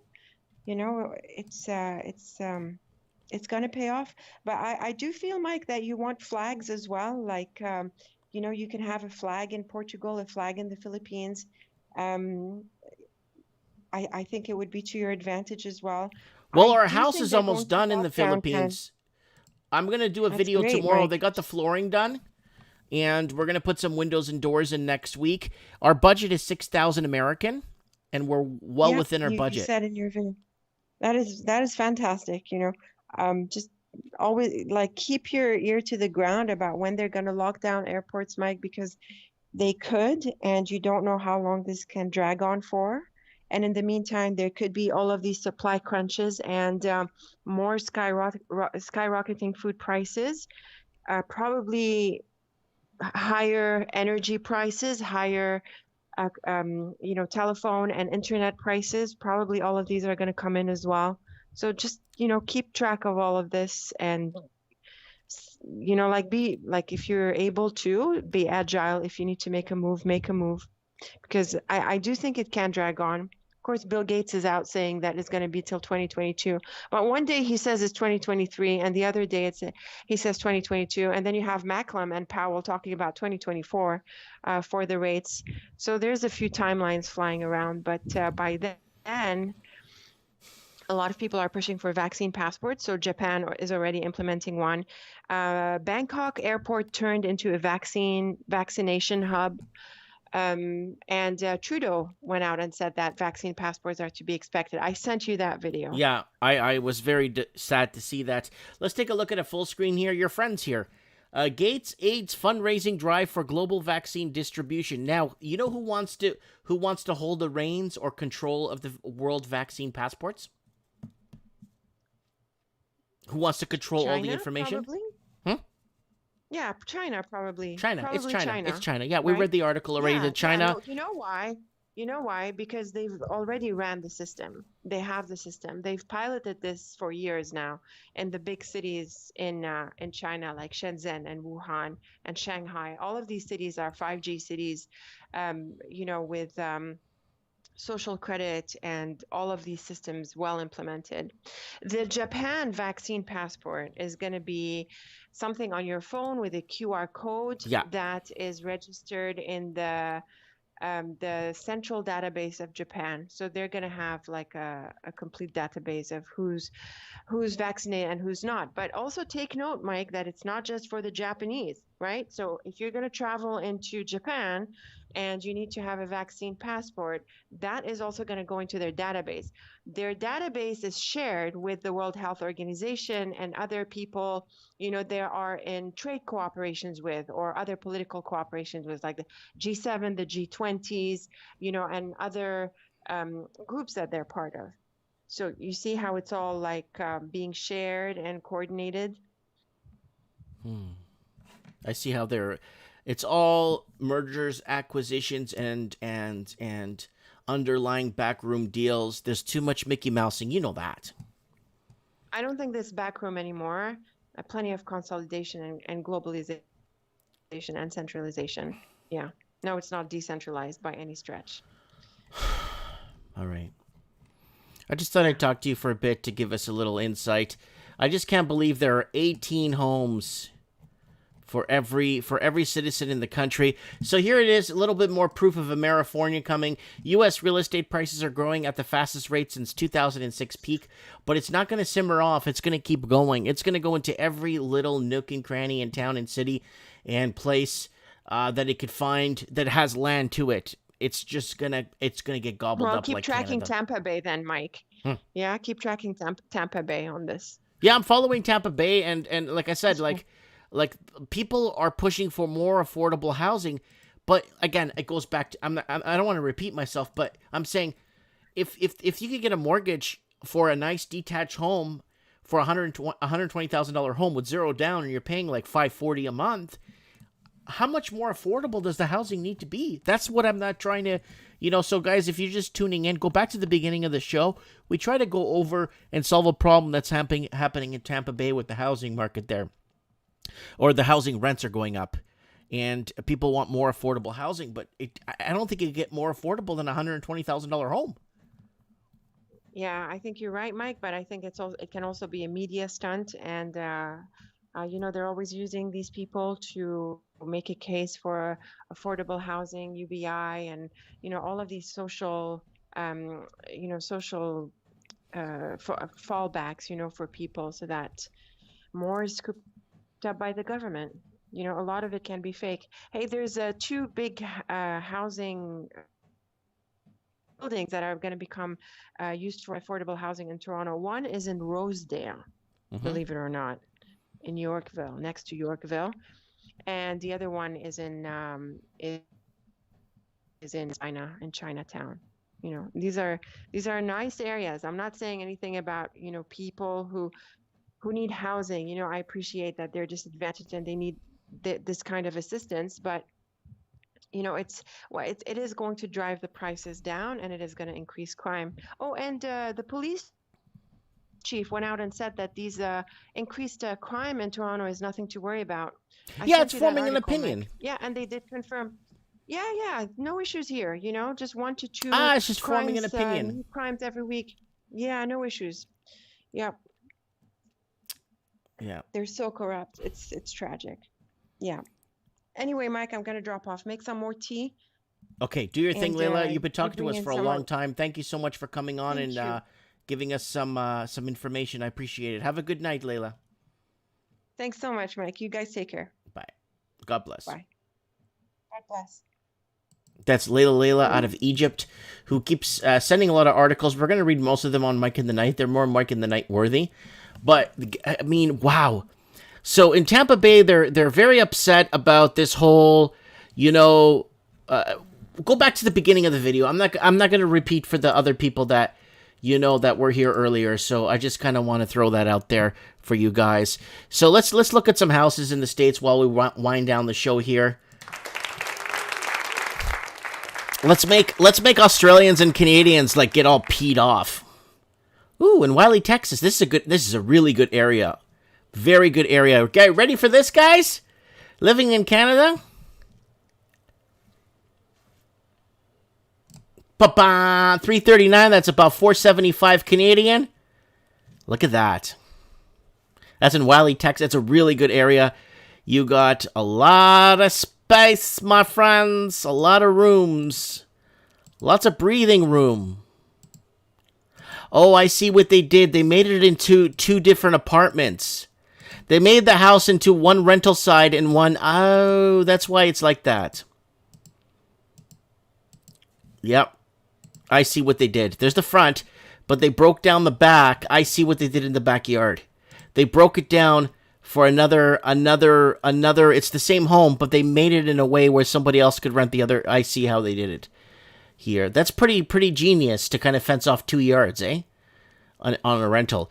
But, people in Canada and Australia, this house right now in Toronto, $3.74 million. Hold on. This house in Sydney, Australia, $12 million. So, yeah, that's in Wiley, Texas. Let's take a look here. We got something here that's worth looking at for a good price for the people here watching the show. Here we go. Something contemporary, new, right? Fresh build, 5 bedrooms, 4 baths, 2,900 square feet. Oh, I love these atriums inside the house. I just love this type of house. It's $450 Canadian, detached home, lots of land. Lots of floor space. Little party area there. I don't know, guys. But let's see. We'll estimate. Tell me in the comments, what do you think this house is worth, let's say in Toronto or in your city? Tell me where your city is. Where's your city? Tell me how much this house would cost. How many bedrooms? Let me give you the specifications so you could... it is 5 bedrooms, 4 baths. It's like a few square feet shy of 3,000 square feet. Okay, so tell me what this house would cost in your area. This is about 400,000 Canadian. Detached, fully detached home. I think you get like 0.9 acres, almost an acre of land on it. It's got some upgrades to it. Scott Horica is saying $3 million. Oh, Lord Humongous. Yo, Lord, what's up, buddy? Lord Humongous? Are you there? Hello? Hello? He's not picking up his phone.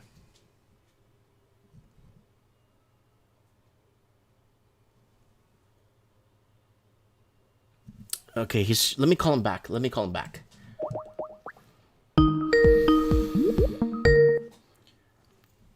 Hello? Hello? I think there's something wrong with this Skype. Okay, so let's go over Oakville, Ontario, $3.5 million. Nakusup, BC, 600,000. Dave says 1 million euros. Detroit, $2. Gatineau, Quebec, $750,000. Hello? Lord, are you there?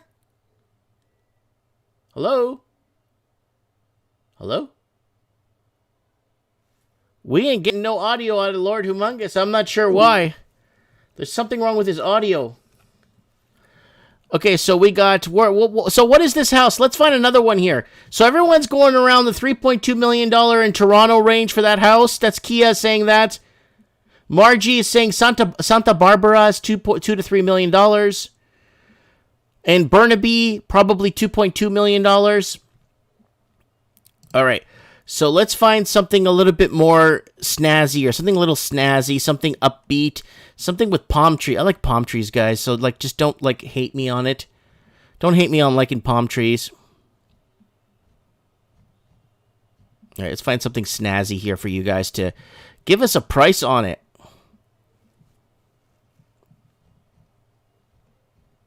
There's lots of places, holy crap, for like the big homes too. All right, let's go to I like this house. 4,300 square feet, 7 bathrooms, 4 beds. 304,000, that's about 400,000 Canadian. That's 430,000 Australian. How much would this cost in your area? What would this cost? All right. Lord, are you there? Hello? Hello? We are not getting no audio from Lord for some reason. Lord Humongous. No, speakers high definition. I don't know what's wrong with this Skype. I don't know what's wrong with this Skype. Audio and video. Camera. Yeah, that's right.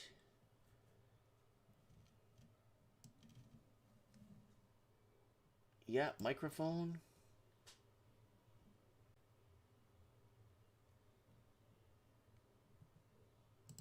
Yeah, speakers. Lord, I can't hear you, buddy.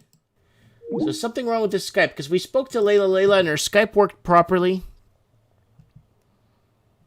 All right, guys, in your area, what does this cost? What does this house cost?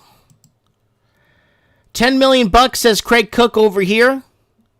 It only comes with 3 acres of land. Why are you guys all freaking out for? Scott is saying 4.5 million. So the house is 304,000, 7 bedrooms, 4 bathrooms. The problem is to buy something anywhere in Canada for like this size, this built, you're looking over 2 million bucks. 4 million bucks in Burnaby, says Den. Den. Yeah, Den Centroff says 4 million bucks in Burnaby, BC. What is this worth in your area? That's 304 large right there. Market Education is saying 900,000 there.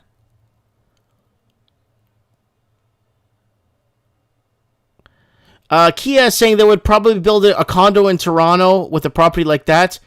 One Neo is saying $10 million. Craig Cook is saying that's $5 million in Auckland, New Zealand. Layla saying too much to take care of.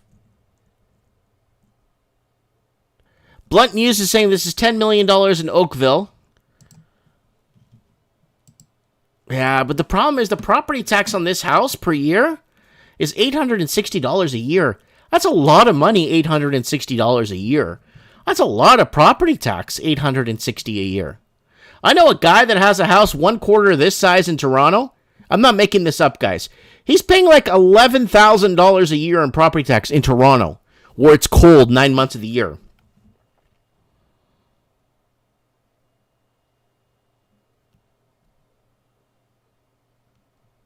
MG is saying it looks haunted. This is not a haunted house. All right, let's go into the $1 million mark. Let's see what you could buy for $1 million. Let's see what you could buy for. Let's get out of this mark here. Let's get up to 800,000. 800,000 to, let's say, 1 point. Let's go to Canadian prices. What can you buy for that much money? Man, there's so much. Look at this. Look at this. This looks like a wine region house. By the water, 849,000. It's by Bay Point. It's in North Carolina. Look at this thing. This is like $1 million Canadian for this house. But you got to remember, this house in Toronto, $17 million with all that land. Maybe $20 million.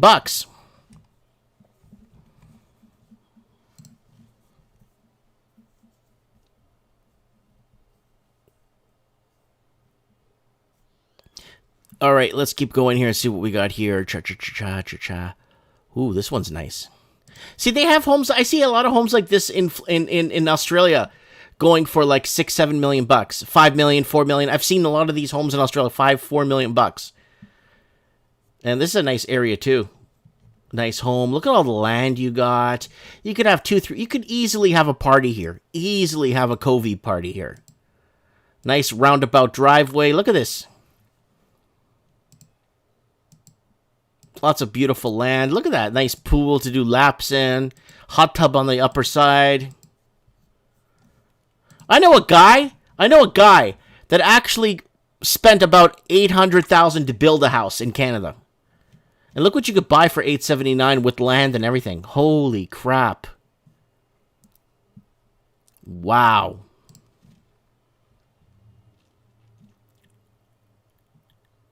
There's a little castle here.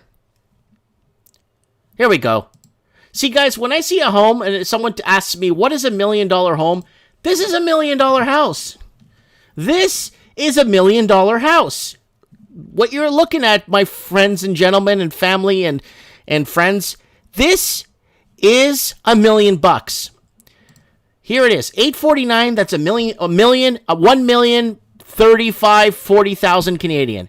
That's $1 million house, guys. $1 million right there. That's $1 million house right there. You're looking at what $1 million is supposed to get you in any English-speaking country. Because last time I checked, $1 million is not that easy to come by. That's $1 million house right there.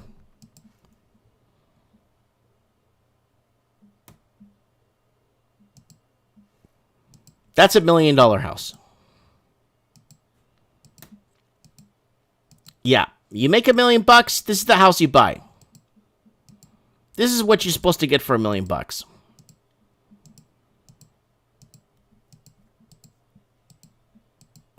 Not this Mickey Mouse. Look at these gigantic rooms. Yeah, you're looking at, guys, ladies and gentlemen, you're looking at $1 million house.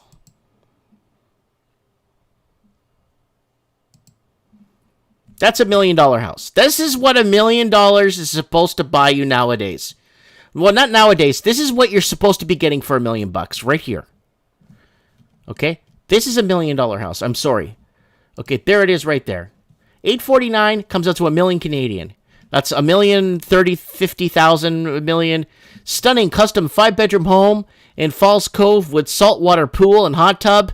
Elegant dining area, like with wainscoting. It's incredible. Oh my God, you're paying almost $200 a month in property tax. I pay more money in Merritt, where I live, for my house in property tax than what they pay for property tax here. So I kind of want to throw that out there for you guys to kind of talk. You know, we're talking here.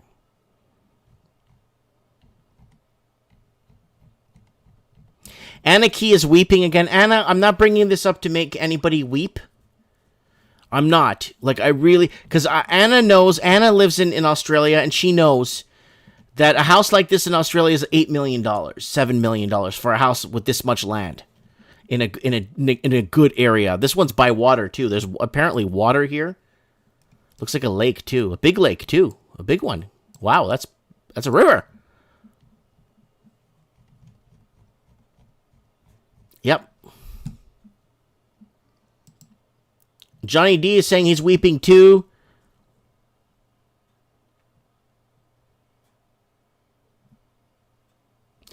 Martin Rieux is saying Ryu is saying Niagara Falls, Ontario, $2 million for that house.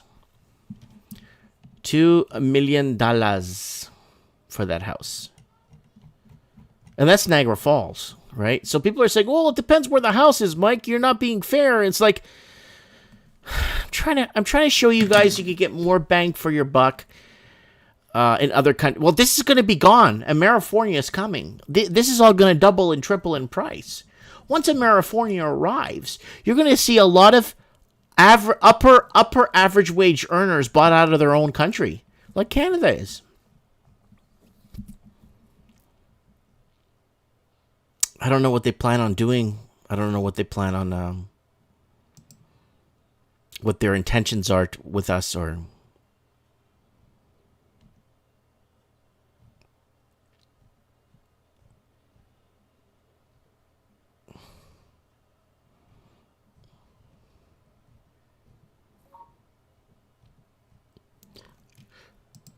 Just trying to check this out here.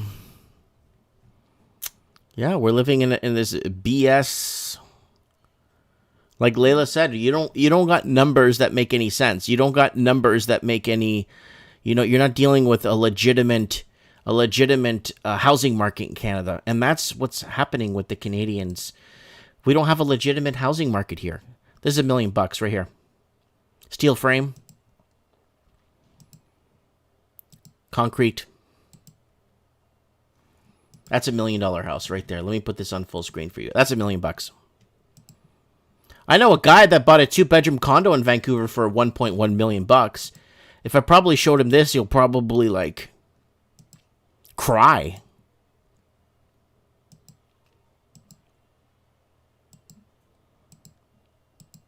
With interest rates as low as they are, man, you could pay less than $1,000 a month for this thing. Maybe $1,200 all in. Wow. I like that. This is my favorite part right here. Sitting and the view. Look at that. House on the hill.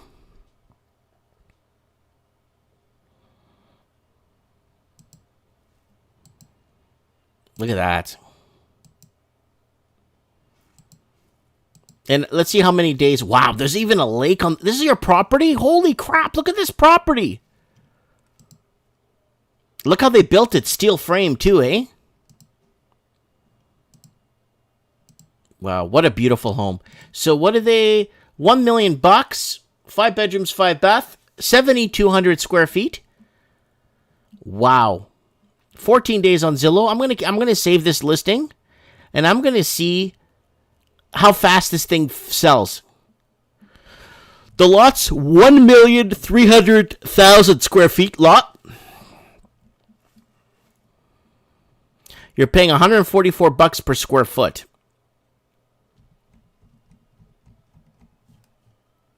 That's 7,200 square foot home.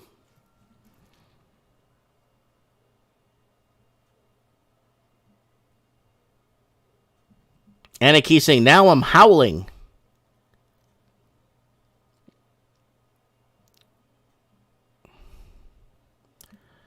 So I just kind of, the comedy value mic. Woo!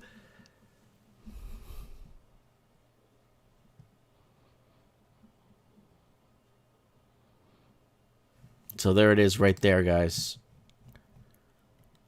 And I remember when I was living in Florida, I would go see some of these properties that were on Zillow. And there's just so many to see that you could actually book an entire day to see 25 properties in one day on a course. Like you set up a day course or something. Look at this, man. $1 million.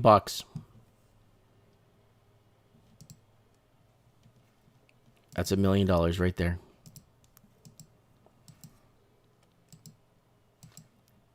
That's $1 million. Look at that flooring.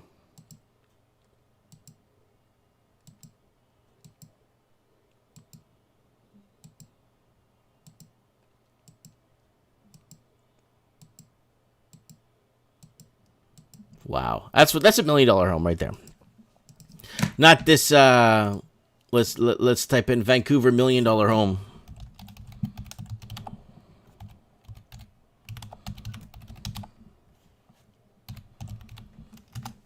Let's see what's selling over asking here.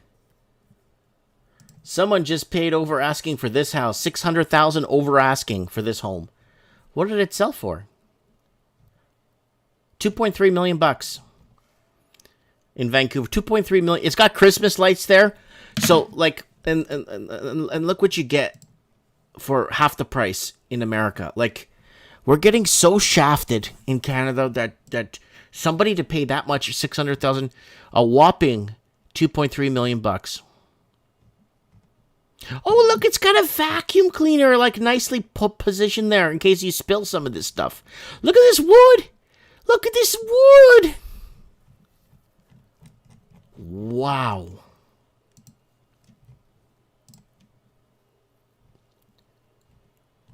Gorgeous townhouse. Sells $500,000 over asking. What did they sell for? Gorgeous, gorgeous, gorgeous. Strata. You got to pay strata fees on this too. Strata. Woo! So it was built. It sold for $820,000. She says the home in the same complex sold for $770 last year. $820,000 for a townhome. 1.7 million sells for $870 over asking. $2.6 million. And I could show you 100 of these homes again for a quarter of the price. It's not even less than a quarter. 2.6 million. A quarter of that would be a lot, actually. So I don't know what to say anymore. Like, I don't know where it's headed. I don't know when it's gonna end. I honestly don't know when this crap's gonna end. This is a bunch of garbage. It's a bunch of shit. Blunt News is saying Canada is a meme at this point. Lord Humongous is saying Venice beachfront is $39.95 for a 6-man tent on the beach. I got to get Lord Humongous on Mike in the Night. He says he has a great idea. Yeah, I should get him on the show. I don't know what's wrong with my audio is working. Everything. Let me check. Network. Yeah, everything's working here. I'm not sure. I'm gonna do a test call with him in the next day or so before Mike in the Night and see if I can get him on the show and see what's wrong with the show. What's wrong with my or is it my? I don't think it's my Skype. Lord Among Us says he has a solution for the C10 BS.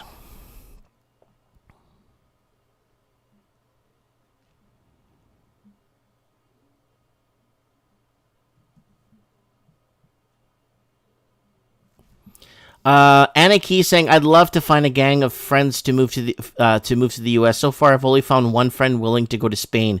Only I'm fighting for Portugal." Here's the thing: I had a guest visit me from my channel, come and see me at my store with his wife. They were talking and this and that. He's like, "Oh, Mike, I've been to Portugal. It's so much fun. Everybody's warm-hearted. Everybody's just so down to earth. Everybody's so homely. It's this southern hospital. Everybody's just so warm. Because you go over to Spain, everyone's a big pinos. Everybody is like really upset. No one's. It's like, wow, that reminds me of Canada. He's like, yeah, exactly. So basically, it's different between countries. Very different between countries. Dev is saying, Mike, did you hear that we had a 5-story building burning in Langley, almost done construction with average $700K per unit burnt down? Now, good luck.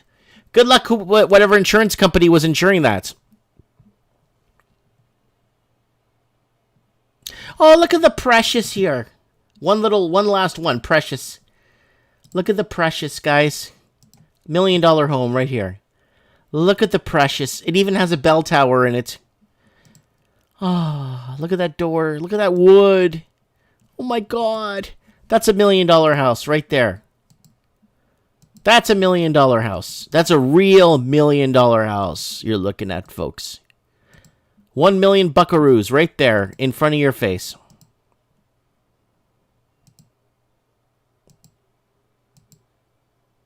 That's $1 million, my friends.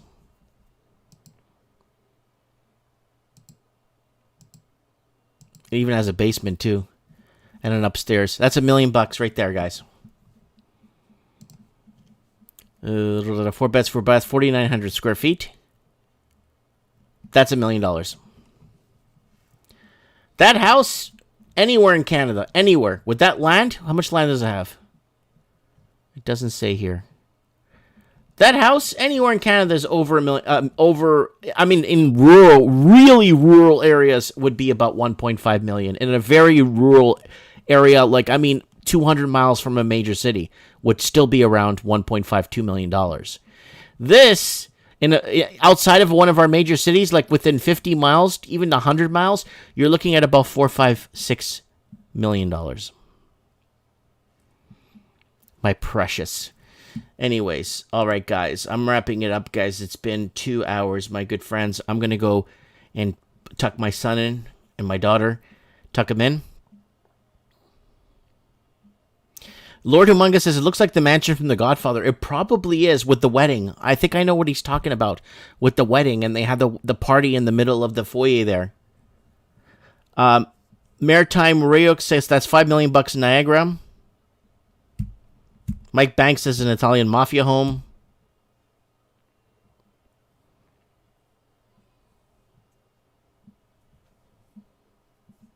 Let me see. All right, guys. I'm tired. I'm going to wrap things up here. Appreciate you guys coming on the stream tonight. Lots of love, guys. And please, I'm going to do one last channel plug here, if you don't mind. I want to do one last channel plug before everybody takes off and abandons me here. Guys, don't forget to set your reminders for next week's Commonwealth for Common People. This is next week's show. Please set your reminders for next week's show. Give us your money. And guys, Mike in the Night this Saturday. Mike in the Night. Happily Ever After. Please set your reminders for Mike in the Night. This Saturday, if you want to come on the show, please come on the show. Also, we got, who cares about Facebook? Guys, message me here on Instagram because they're not blocking messages. So there's my Instagram. Message me on there. Who cares about Facebook?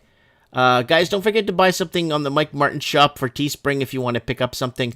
Artbydano.com. Don't forget to check out Art by Dano. Dano, if you're watching, please... put a new release section here, right here, new releases. So you could put a little mishmash of everything that's new into one little section here, in your store here. So there it is, and he's got lots of good stuff here. So don't forget to check him out, and enter your name and information, and you could enter a weekly draw. Apparently, I think it's weekly. And don't forget to check out Ralphie.co.New Zealand and Ralphie.co.New Zealand if you guys can. Please. Donate to Ralphie's cause here to keep the 24-hour radio going. And he's got Mike in the Night Oh, wow. If you click on Mike Martins here, it goes to Mike in the Night. Commonwealth for Common Folks, Mike in the Night, Ralphie Radio Show.